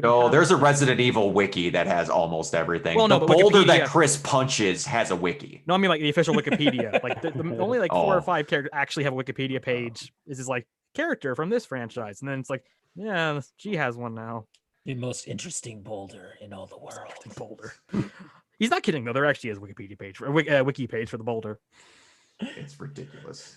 But the character finding moment. Any other news recently? Well, Activision Blizzard says that you will not get Overwatch 2 or Diablo 4 in 2021, which we all kind of knew it was coming anyway. No shit. Diablo we all kind of knew that was going to happen. But there is going to be another Call of Duty this year. Are you serious? Shock. Oh. They haven't done one of those since last year. Well, what I wonder is how's it going to fit with their live service system, because they're still technically updating Modern Warfare and the new one. So what is it going to be like? That's why they have 13 studios just to make Call of Duty every year. They'll update it. Yep. I remember when Treyarch used to do other things beside Call of Duty. Who right? Treyarch did like the Spider-Man game. Yeah, they did Spider-Man 2. The classic Spider-Man 2. Yeah. High Moon did a game called Dark Watch on the original Xbox. High Moon Studios also did the Deadpool game back in the day. And they did Deadpool, and the awesome Transformers games before that whatever random movie reboot thing War was. of Cybertron? Yeah. At least Platinum got to make one. Yeah. Yeah, they did. I like it when studios get to make their own games, not like when Vicarious Visions is just going to do a Diablo 2 remaster. Yeah. I'm happy that that's being made, but they swallowed them up. Do we get a new Diablo game every 15 years? Too bad that Embracer Group guy did not buy them. Yeah, no kidding. God, Diablo's been around for so long. I don't think the kids even remember what Error 33 is anymore. Well, 37. That's what happens when they fix it, and then it works really well on consoles, so they just keep bumping it. It's like, you kids, you don't know what it was like back in my day, having to log into an always on server and then getting 37 slashed my face. No, they don't remember. Go ahead. By the way, there are several free-to-play Warcraft mobile games in advanced development. Oh, good. Yay, Activision. I think I would have more fun playing that janky ass Diablo 1 port on the PlayStation 1 than any of those. I'd rather play a hacked version of Resident Evil 3 on a DS. I don't. Yeah. I don't need anything more of Warcraft. I don't. No. Yeah, really. No. This is like that horrible year at E3 when they brought out Command & Conquer as a mobile game. Oh, yeah, I remember. And then they forced everyone to watch for 10 minutes. People play it, and they're like, "What? It's so you guys don't have phones?" Yeah, that was the Diablo thing, right? Yeah, that was Diablo Immortal. Diablo Immortal, and then the biggest boo I've ever seen at E3 still. What? Yeah. I had expected them to start throwing tomatoes at the freaking announcer. Oh, yeah. Stay a while and lit. Oh, stop it. Remember E3, the thing that used to exist? Now we just got the Game Awards, which I'm okay with. Mostly, yeah. So, before we possibly, if we have time to do the other thing, is there any other news we want to talk about? I'm looking right now. It's kind of a slow news week, to be honest. So yeah, the biggest news week of the week was really just Mass Effect and Mommy Vampire. That's it. Vampire. Oh, what do you guys think of the Ori director calling out Cyberpunk and No Man's Sky? I think he needs to leave Sean Murray the hell alone. Yeah. Has anyone seen Sean Murray in the last 5 years? That man has been through enough shit. Leave him alone. Considering all the goodwill that Ori has as a franchise, I don't know that this is a good idea, because then you're gonna, you're risking coming off as kind of It was very unneeded, in my opinion. Yeah. People are aware of that opinion. Why do, of all people, the Ori developer go, the games that I don't make are shite? Yeah, everybody loves the Ori games, and now you come out and do that, and you look like a douchebag, and now people are going to be like, that taints your product, pretty much. That's just like when that one, and it happens in every medium, games, whatever, movies, where they're just like, unlike all those other people who make their movies to make money, I do it because of this. I'm like, every product is made to make money. You do not need to make that douchebag statement. I now hate you. Well, you're just doing it for the money, man. So is everyone. That's the purpose of making these products. Yeah. I know, but there's degrees of it, I guess. Ugh. Well, I mean, he's right about Peter Molyneux. Oh, yeah. I'm always fine with dunking on Peter Molyneux. If you plant this seed, if you play the game long enough, the tree will grow and you can carve it into this great magical thing that will be with your children as they... Peter, stop it. You guys want to create the greatest role-playing game ever created. Do you remember that Project Milo thing? Yeah, that never happened. Oh my God. Molyneux, actually, a friend of mine just brought up just yesterday. Remember that game he wanted to make that had a fully functioning food chain? Remember that? Was that Milo, or was that something else? That was something else, I think. That was something else. Milo was the Connect game, wasn't it? It was the Connect game where you could hand them like a piece of paper through the camera. Yeah, I remember there was like a skateboard was one of the E3 demos. You held up a skateboard and it scanned it in, and then you had a skateboard. Oh my God, Connect games, man! Connect game. That whole era of Connect games. Don't remind me of it. I don't know why I still have that thing. Yeah, it tortures me is the fact that I even own it. And the fact they made you buy it with the console after a while. Oh, Xbox One, where it's I waited intentionally to buy that Xbox when they discontinued using that. I do want to cover one more thing, which is King of Fighters 15. Have you guys seen the little trailers SNK's been releasing? I did not. Nope. Hey guys, sorry, I don't want to interrupt you guys, but I actually unfortunately have to head out. Oh, that's unfortunate. Okay, no, that's okay. Yeah, I'm sorry. No, you're all good. Thanks for joining, man. Thanks for having me. Do you want to just let everybody know what your socials are or anything like that in case people want to follow you, Mauricio? Oh yeah. So hit me up on Twitter.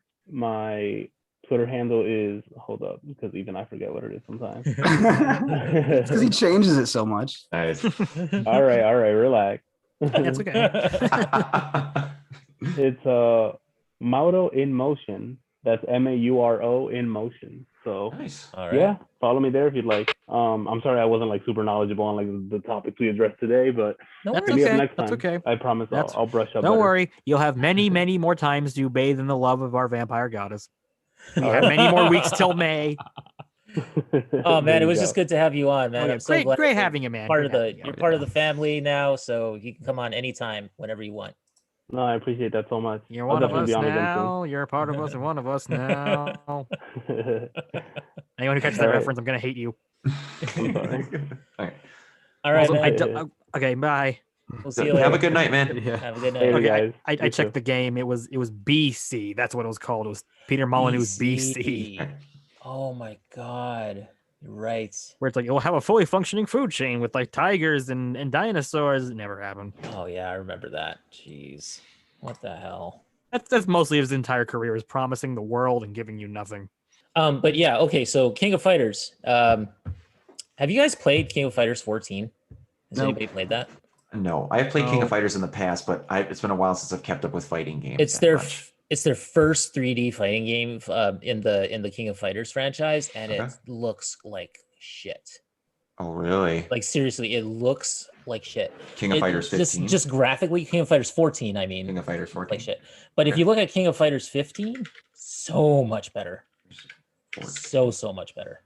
Like everything from the graphical effects to like the costumes, the character models and stuff, it just looks way better. Oh boy, yeah. KOF 14 is terrible. That looks like a video game. Yeah. Let me see if I can find that video that I saw where they compared like the two characters. Let me see if I can find that. Oh my, yeah, that's an instant improvement. All I'm doing is looking at Google images and I can just, the quality of the models is that much better. Oh, wow. Yeah. Look at that comparison. It's just night and day. Just the backgrounds. Holy buckets. Yeah. Detail in the clothing alone, the backgrounds. Wow. Yeah, that is worlds better. Wow. Holy crap. Yeah, that's a incredibly marketable improvement. Yeah, much better. Much better.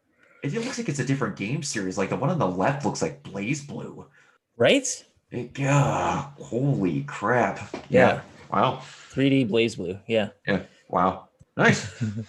Yeah, that new one definitely looks better. So KOF 15 is one of the few fighting games we have coming out this year. So I'm looking forward to that. Definitely want to pick that one up. At least based on what they're doing. Maximilian Dude's doing like a lot of updates on that. So he's a good one good source for information on that. Max is amazing. Yeah. All right. So you want to go on to the next thing that we have, Brock? I just thought a cool idea, which we could do from now and then. Another thing I know like Kiana wants to do is possibly like Twitter or whatever questions. But I thought something that could be fun on slow news weeks to do is like random person brings in a question. And since what you've obviously seen, people are loving Vampire Lady and Mass Effect got brought up. So what are the main things in Mass Effect? Romances. So I thought we could bring up some of the we could do our known favorites, but also get some obscure crushes we got, some waifus in video games. Thought that'd be something cool to discuss. Since that's what a lot of people discuss about Mass Effect. So I got a little list. Go ahead. As do I. Go ahead, Tony. All right. So do we want to? I come up with four. Okay. Fourth would probably be the reboot version of Lara Croft. Yes. Ooh, good option. Good one. Good one. Yeah. Good one. 3 would be Mary Jane from PS4 Spidey. Ooh, that is, she looks great in there. Nice.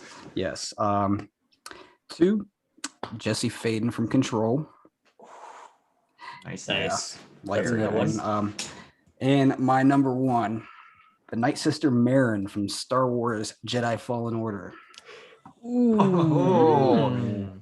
Marin is Bay. That is a very, very good list. Damn, Yeah. never thought about her. Yeah, that's a good one. Yeah, that was. I was trying to think of stuff that like not everybody would say.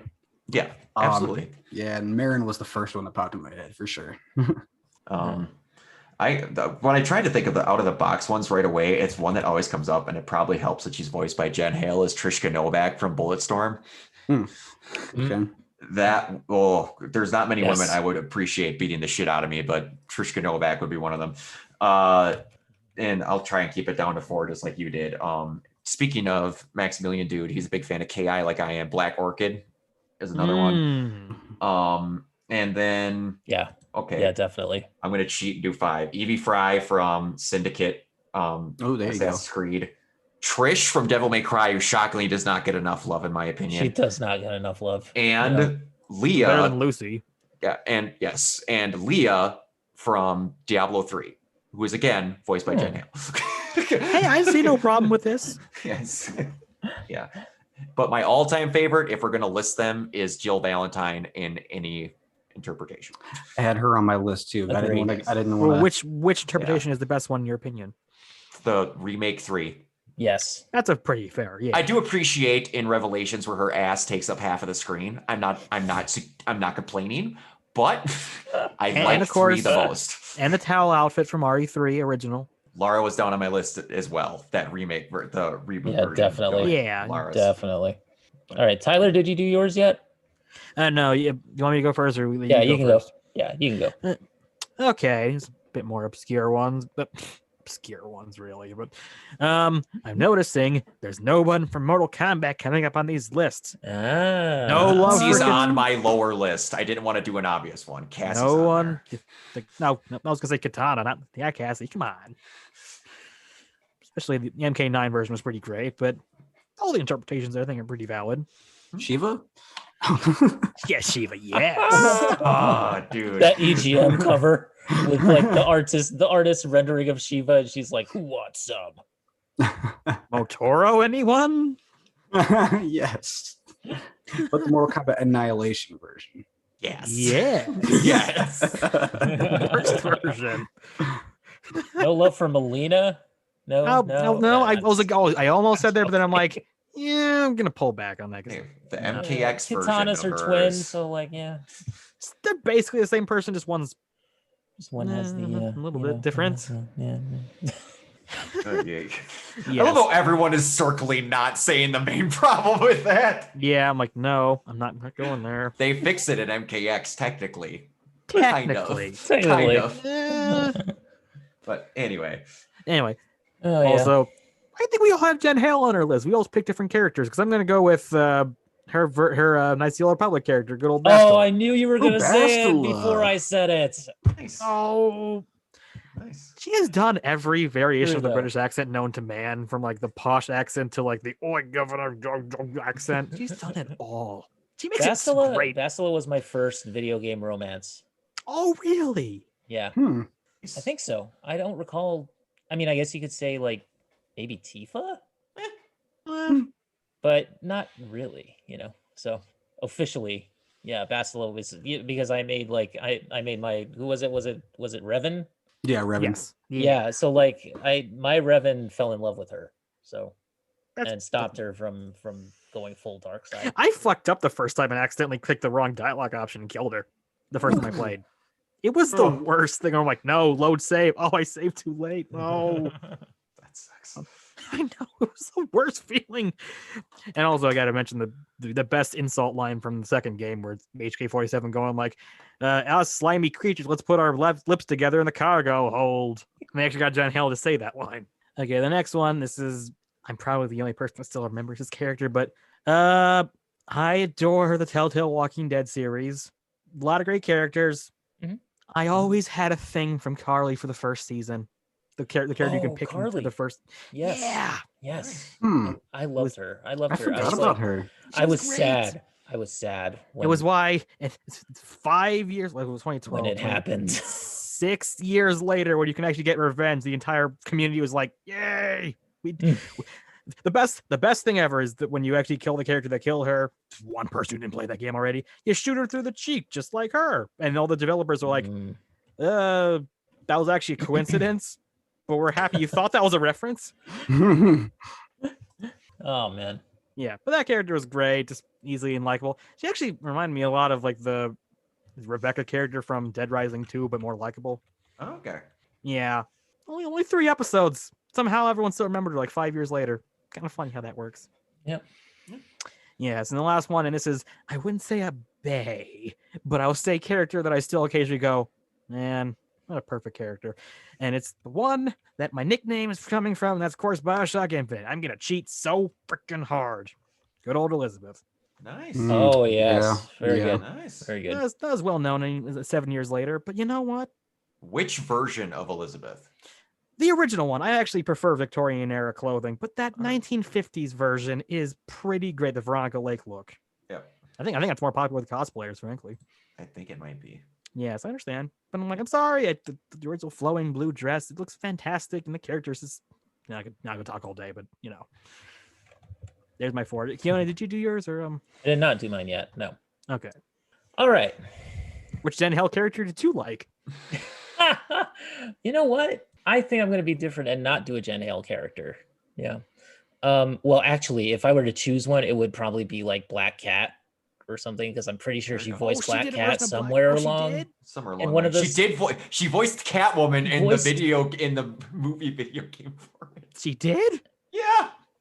Wow. Although actually, I think Laura Bailey is my favorite video game Catwoman from the Telltale series. That one almost made my list.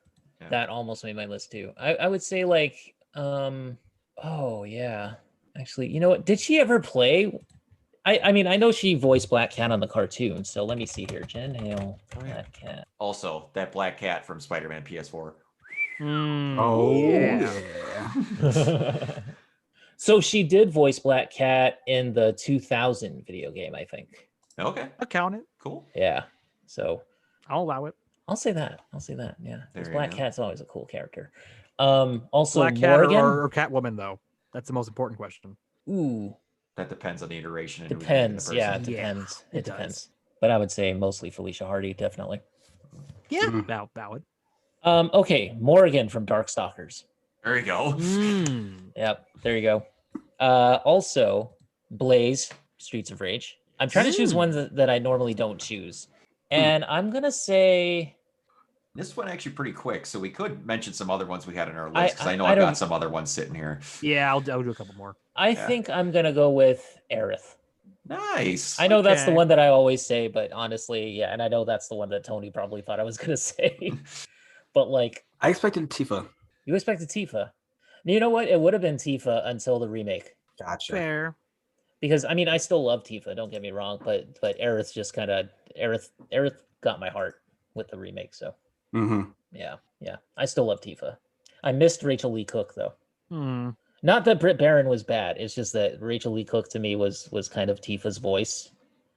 So, and I love her voice. So, like, you know. Yeah. I guess I'll add 3 more, which is the actual best fighting game character that I like. It's from King of Fighters. It's Vanessa. She's up there. Ooh, She's great. Nice. Boxing redhead. What wrong with that? That one's great. From Street Fighter. I've actually never been a big Cammy girl. Guy fan. Whatever. That was not a slip. Also, staying in the edit. Yes. This is the vampire lady's fault. It's the fact they ordered that hat. It's all her fault. I mean, I think she's on all of our lists really now at this point. She's also her daughters as well. Yes. Yeah, the next video I'm gonna freaking have like my nails gonna be painted now. It's gonna be like, it's all her fault. Anyway, but yeah, Cammy, I've never been the biggest fan of her. She's decent, but I've never been like a character that we mentioned last week, which is Nilin from Remember Me. She was a cool character. She was pretty. Yeah, she was pretty good. Yeah, I liked her as a character. I thought she was good. Sure. Would anybody romance their own femshep? Because I probably absolutely, yes, absolutely. Question? I know what I want. That's in that character. Hell yes, I romance. No, but which version, Renegade or Paragon? Because she sells both. Renegade. Definitely. It's like she's like your mom yelling at you. It's like you're gonna go and do the thing now. It's like, yes, mom. For sure. Mm-hmm. I can't add 2 more. Honestly, the best female character you can play as in the Assassin's Creed series, probably it's Evie from Syndicate.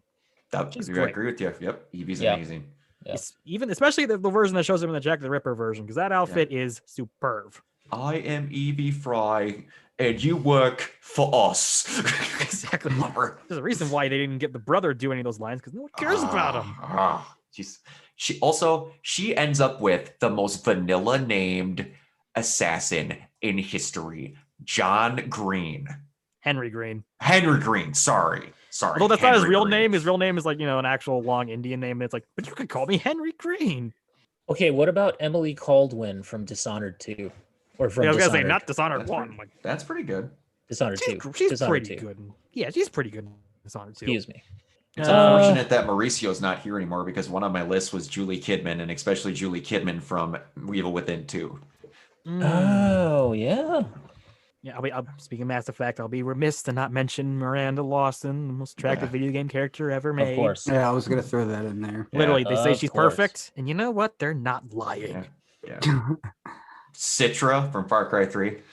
Another one for me. It was worth dying for her if you're one of those people. Yeah, she killed me. Yeah, me too. All these terrible frat friends or attractive girl dead. I'm gonna have to kind of piggyback off Bastila and go with her granddaughter Satele from Star Wars, the Old Republic MMO. Yeah, I'll count it. You're gonna have me typing in Google here since we're getting through these really fast. Oh, and one that kind of came up in the chat, Gun Valkyrie. What was the name of that character? Oh, wait, now. God, she was all over that, like, it was Kelly. Mm-hmm. Kelly Olenny. From Gun Valkyrie. Okay. Yes. It was kind of hot. I have no idea. Yeah, I'd be very remiss if I did not mention Alex Vance from Half-Life. Oh, well, yes, of course. There you go. Also, did any of us really go without mentioning Bayonetta? Pretty much the original tall vampire lady. Dude, Bayonetta. Yeah. Yes, Bayonetta. Platinum was very cheeky to mention. So I hear you like tall women. Yes, I prefer that second game character design. The short hair looks really nice on her. Short hair looked better on her, and the long hair looked better on Jen. Exactly. They switched them. That was a very good thing. Perfect. Faith Connors from Mirror's Edge. Yes. Ada Wong, obviously. I actually had a kind of a crush on Joanna Dark from Perfect Dark, to be honest. Oh, yeah. Could see that happening. Yes, thank you, Google. Female video game characters, Nathan Drake. Thank you. Wow. Good for him. Good for him. It's funny. I just out of curiosity just looked up like female Irish video game characters, and the first thing that popped up was the Assassin's Creed 4's version of Anne Bonny. I'm gonna say that's freaking cheating. No. Yeah. No. I even also one of my biggest crushes, and I can't believe I didn't mention it. And even with the weird Zerg dreadlocks, is Sarah Kerrigan, especially in StarCraft 2. Yeah. Oh, Vanessa from PN3, which is this old like GameCube game. Look that one up. Nice. That's an obscure character. Do we also seriously skip every Dead or Alive character? Her name is Vanessa Z. Schneider. Well, that's why I don't try doing things like Mortal Kombat or like Dead or Alive 3. It's like female with the boobs. Yes. Every character. Everyone, although besides, we all know Helena's the best character. Emoji, don't even go there. Don't even go there. Don't even go there. Nina from Tekken. Nina from oh man. Nina and Tina from Dead or Alive. Yeah, and oh man, I can't think of her name. She was a Eddie Gordo clone, but ended up almost being better than Eddie. I can't think of her name. Oh, yeah. Oh, Christy. Christy, thank you. Christy. Yes, she was awesome. Oh yeah, I liked her a lot. Yes. Also, I'd be very remiss if I did not mention the video game character that I would legit want to marry because she is a boss ass bitch and does whatever she wants. Is Aloy from Horizon? Yes. There you go. Yeah, the game her. version of Ygritte from Game of Thrones. Yeah, she's good. Yeah, she just does not put up with anyone's shit, and she's voiced by Ashley Birch, which is thank you, Ashley. I love her so much. She's quickly becoming one of my favorite voice actresses of all time. She's really good. Yeah. Also, I'm just realizing there's actually a lot of good female characters from Telltale games because I just forgot about one of Laura Bailey's best performances, which is the Tales from the Borderland Fiona. Yes. What about Lala from Space Channel 5? Wow, that's an old that's one. a real deep That's a deep pull. Yeah. Holy shit. Holy crap. I actually know that one. Yes. Of course I do. I'd be also remiss if I didn't mention the RE2 version of Claire Redfield, the remake version. Oh, yeah. Man, I'm gonna try and think of all of my stuff is in my closet because I'm getting a new setup for all my video games to display. So all of it's in my closet. I would go just dig through some of them. Oh, well, so we're talking fighting games. Older I'm gonna go Soul Calibur and not say Ivy. I'm gonna say Hildy. Hildy's pretty good. Hildy, yeah. Ivy's overrated, and I will say that. Ivy is what she is for a reason. She is the Soul Calibur version of Sindel, but Sindel is better. Yes. In my opinion. Although it blew my mind to find out the voice actors for her is 70, and then also the voice of Eve from Mass Effect 3. That's right. Very strange. Yes. Huh. Yeah, go ahead. Yeah, so yes, when you're playing like the next Soul Calibur game and you're just going like, man, Ivy's so hot. Like, yeah, the voice actress is someone's grandmother. Well, the worst part is though that is also almost every young male boy character in any anime dub is someone's grandmother. Yeah, it's kind of weird. It's very weird. Dude, did any of you guys ever play PN3? No, I know. Because that game was like it was sort of like Gun Valkyrie in the sense that like the controls were weird because she basically would dance around while she's fighting whatever it was she was fighting, like robots or something. Was it like capoeira? No, like full on like dance. Like she would spin, like she would come to a stop and you would have to like you would stop the character from running forward and she would shoot stuff from her palms, but she would have to do like little spins and like pirouettes and stuff, and that's how she would fight. That's different. Yeah. Capcom game. Nice. I have two mentions. They're kind of random. It from the best Metal Gear game ever made, Metal Gear Rising Revengeance. Mistral. And also your random codec lady, Courtney Washington. No, Courtney. You're not a Strangelove fan? No, God. I'm a little bit surprised that nobody mentioned Quiet. Quiet's up there. Quiet's a little over the top in my opinion sometimes, but she is up there. No, speaking of Japanese game studio games, we skipped any game in the Silent Hill franchise. We forgot Heather. Heather's pretty good. She's the most likable person in the whole series. You just gonna feel bad for her. We're going to go by other BioWare games. Morrigan from Dragon Age. Oh, yeah. Also, Liliana is really good. Yeah, I was going to say, which is the problem with Dragon Age 2, which is everyone's favorite female character was your sister. Yeah. And then also, I'm one of those people. I had a pretty big crush on Cassandra. Got to meet a really good cosplay of her for the very first convention I went to. I always liked Isabella from the second one. That was pretty good. Yeah, that's the pirate, right? Yes, that's the pirate woman. Yes. Yeah, she was pretty good. Yeah, there's just, man. Wish I would have prepared a longer list before we went through this. Assassin's Creed Odyssey. She's good, but I think Evie's a little bit better. Cassandra's bae. Yeah, she is. Also, it's the dark horse of the Mass Effect series, but I think Cora Harper is one of the most attractive women I've ever seen. Really? That's just me. I've also been told by a very good friend of mine that my type in women is lesbians. And women that typically look like lesbians, which is what I thought Cora was going to be until she was a male-only option, and that shocked the crap out of me. Yes, it was actually the Irish yeoman that's the lesbian in that game. Yes. Yeah. What about Triss Marigold from Witcher? Well, that's just too obvious. Yes. By the way, she's better than Yennefer. You and me are gonna fight on almost every option. Yennefer is that beginning scene of The Witcher 3 with Yennefer. Come on exactly. now. It's good, now. But I always thought Triss was more fun.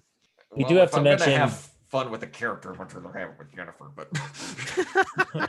But anyway, we both agreed on Judy at least. That is true. We're gonna have to say Judy, and we're gonna have to say Pan Am and Judy, definitely. Yes. Yeah, they're on there. They're on the list. Yes. This is all female. I mean, this is like an all female list though, so we're gonna have to get some beefcakes in here. Yeah. Okay, well then let's see then. Hanzo from Overwatch. That's one of mine.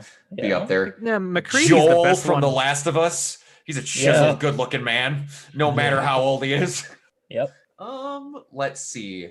If I said Blaze from Streets of Rage, I have to say Axel. That is true. And Nathan Drake. Also, we didn't mention anyone from Uncharted, actually. No Elena. She's in there. You're right. Man, we're gonna go through beefcakes here. My boy Thane, man. Yes, Thane. Yes, Thane. He is definitely up there. My femship fell for him. Definitely. Oh, Thane, he just seems like the kind of a good marriage. Like he'd take care of you. Oh, he would. Shame he's dying. He would take care of you. He'd protect you. He'd have thoughtful conversations with you about life. And he'd be the perfect husband because if I'm not mistaken, Drells have an exact pinpoint memory of like basically everything. Yes, exactly. Yes, that's what I thought. Where's the remote, Thane? Where's the remote? Under the couch. And he does that thing where he just like kind of like it's always that scene where it's like a weird looking Netflix. Yes. Oh, like the weird like mind space he goes into. Yeah. So you're just standing there like, dude, I just want to know where the remote's at. Quit freaking out. He starts having those long prayers about stuff, and you're just like, guy, all I want to know is what we're having for dinner. He's like, did you drink wine coffee last night? You drank wine by the coffee table. I don't care about the universe. Just, did you make coffee last night? Okay, if we're gonna talk about beefcakes here, PS4 Kratos. Yeah, that dude is chiseled out of rock, especially with that update they had for PS5. Oh my Lanta, that dude looks amazing. Oh, we're gonna talk about great games 2018. Man, I freaking love you, Arthur Morgan. I was just gonna say, we're gonna say, would you romance your own Arthur Morgan? I would. My guy looked almost exactly like Josh Brolin. There you go. Yeah. Mine just look like a sad Clint Eastwood all the time. What about Geralt? Yeah. That'd be up there. I'd be remiss also to not mention Nero from DMC5. Yep. Oh, I might change my option when it comes to female characters because in Red Dead 2, I freaking just loved. No, it was Mary Beth. She was my favorite. Beth. Okay, I like Sadie. She was just the nicest person. I'm always like the whole game. I'm like, I want you to be okay. Yes. Leon Kennedy. I have to mention that foppish-haired man. Most consistently foppish hair man in existence. What about Carlos from the Resident Evil 3 remake? Oh yeah, Carlos. Dude. Yeah. He might be the best improvement on a remake of a video game character in history.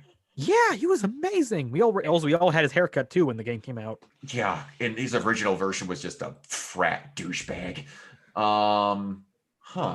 Like I know all these characters. I'm just trying to think here. What about Manshep? Manshep? Yeah. He's modeled after a male model, if I'm not mistaken. Mark Vanderloo, I believe his name is. Yeah, Mark Vanderloo, the Dutch model.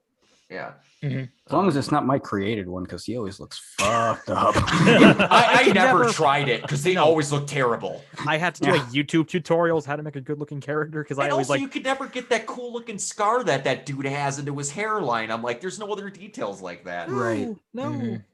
Yeah. Man, I'm blanking so hard. The best Assassin's Creed protagonist, Mr. Edward Kenway, a man who can harpoon a freaking whale to death. Adam Jensen from the latest Deus Ex games. Like Human Revolution, Mankind Divided. Yes. Oh man, for female crushes, I almost forgot Yuri Watanabe from Spider-Man PS4. That was another one I forgot. That was another good one. Yeah. Oh, actually, speaking of guys, you can barely see him, but the new version of BJ Blazkowicz, love him. There you go. I would not kick RE5 Chris out of bed. He would crush the bed. Yeah. I would. Let's see. Man, they just are not giving me good options to go with here. Although Bad Boys, we all love Albert Wesker. We all know we do. He's a well-kept individual in that fifth game. I will say that much. Sunglasses, man. Also, I could not think of him in DC Douglas. DC Douglas, if anyone can go to a convention and get to see a panel with DC Douglas, it is a nigh life-altering experience how much fun that man has with people in the crowd. I got to read zombie fan fiction porn with him at his convention. It was the funnest shit I ever got to do. I was almost in pain, legit pain. I was laughing so hard. I don't unfortunately think anybody's gonna have Cahal from Werewolf the Apocalypse on their list. No.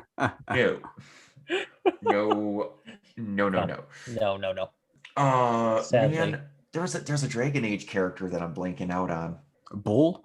The Bull's one of Iron them. Bull. The Bull's up there. He's another Freddie Prinze Jr. Yes, he is. Man, Google, you are absolutely no help. You are like almost deterring it. I did not like the default Hawk because he looked like the sheriff of Nottingham from Men in Tights. You're not wrong. No one's got to say they got a mad crush on Pyramid Head when he's like raping those dolls up against that counter. Oh, lovely imagery. Thank you. No Although, maybe James Sunderland. We all like him. Certainly not Alex. I will tell you, Silent Hill, while not being always the greatest for plot-wise, they always had very good names for their characters. Oh yeah, even even Downpour, like the main character had a pretty good name. Character not so great, but he had a good name. Not so great. Yep, Alex Sunderland and James Sunderland and then Alex Shepard. They always have good names. I got one. I got one for male characters. Zagreus from Hades. Yes. Yeah. Yes, he is another good one. Yep. Also, I'm probably gonna get hate mail unless I include Zangief. Zangief. You cannot deny Zangief, him. not bad guy. You could be bad guy, but not be a bad guy. We should like sparrow's egg between thighs. Oh man, the woman that liked bad boys, Deacon St. John, ain't bad. His wife was really cute. Man, I am just the biggest form of Snake. Any of the iterations of Snake. Mostly Solid Snake.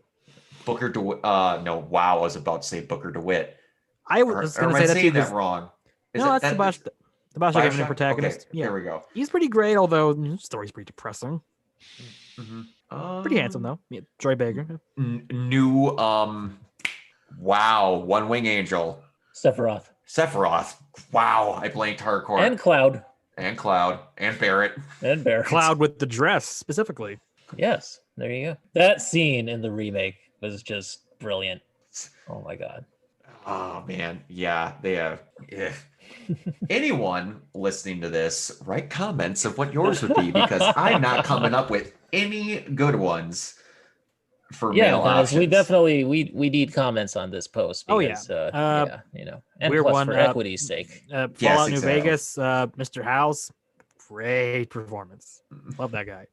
Yeah, there you go. Not this actual form, the commander form. No one's got any man crushes on Duke Nukem. No. Oh hell yeah! Just count Ashley, baby.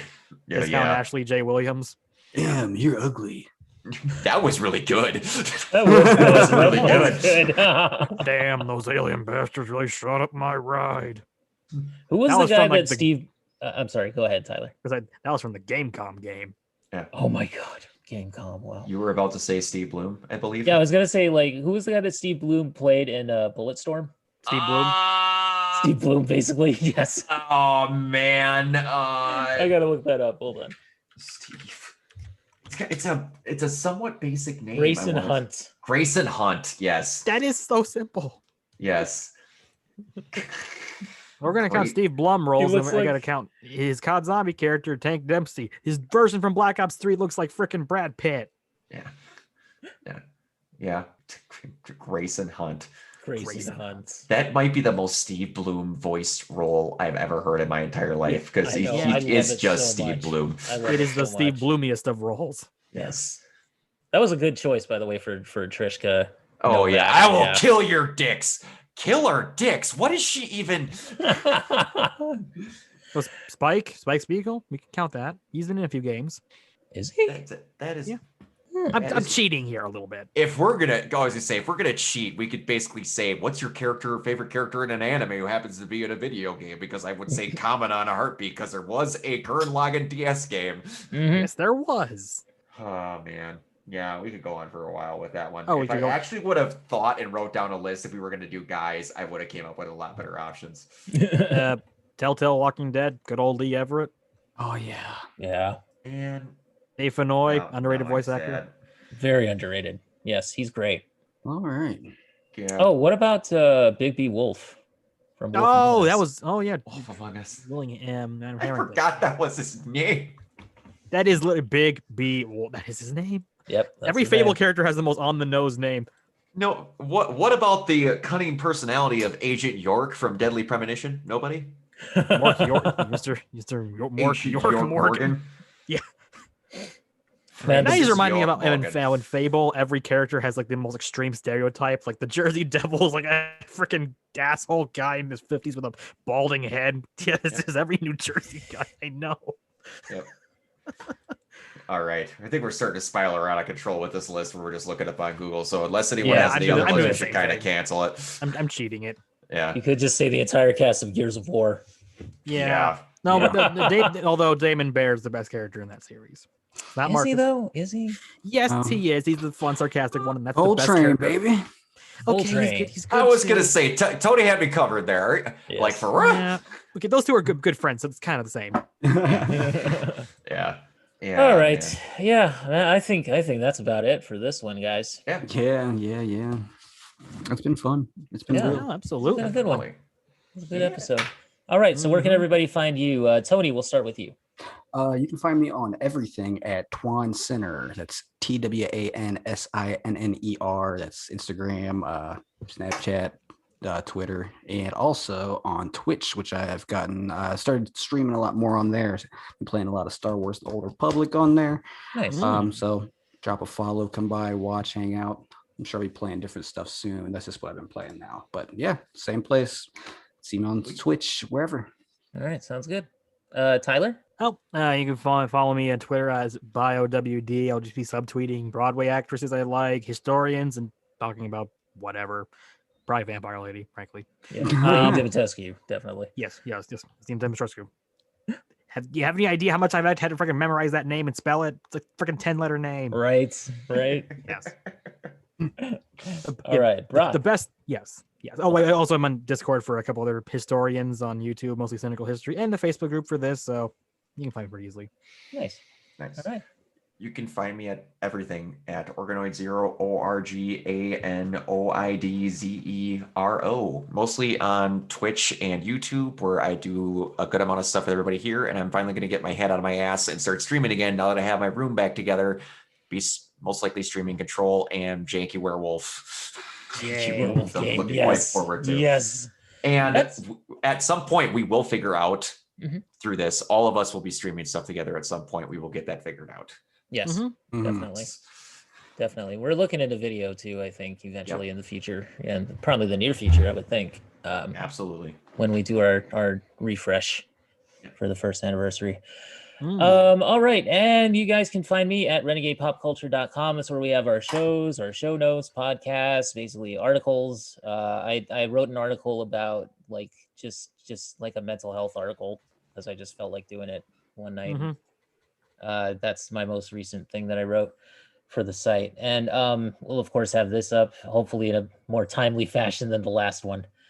And I still got to post your fresh takes episodes, by the way, Brock. Yeah, you're all good, man. Which we will do that. Okay, you can also find us on Twitter and Facebook. Our official pages are at Ren Pop Culture, REN Pop Culture.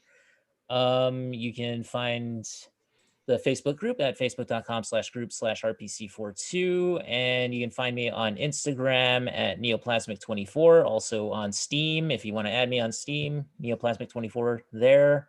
Yeah. And on Xbox Live, Neoplasmic, just that. All right. That's about it, guys. It's been a good one. It's been a lot of fun. So we will talk to you later. Peace. Yeah. Peace. See ya. Yeah. Oh, where's my mouse? Oh no. That's gotta stay in. I should just leave that in, man. That's staying in. Yeah.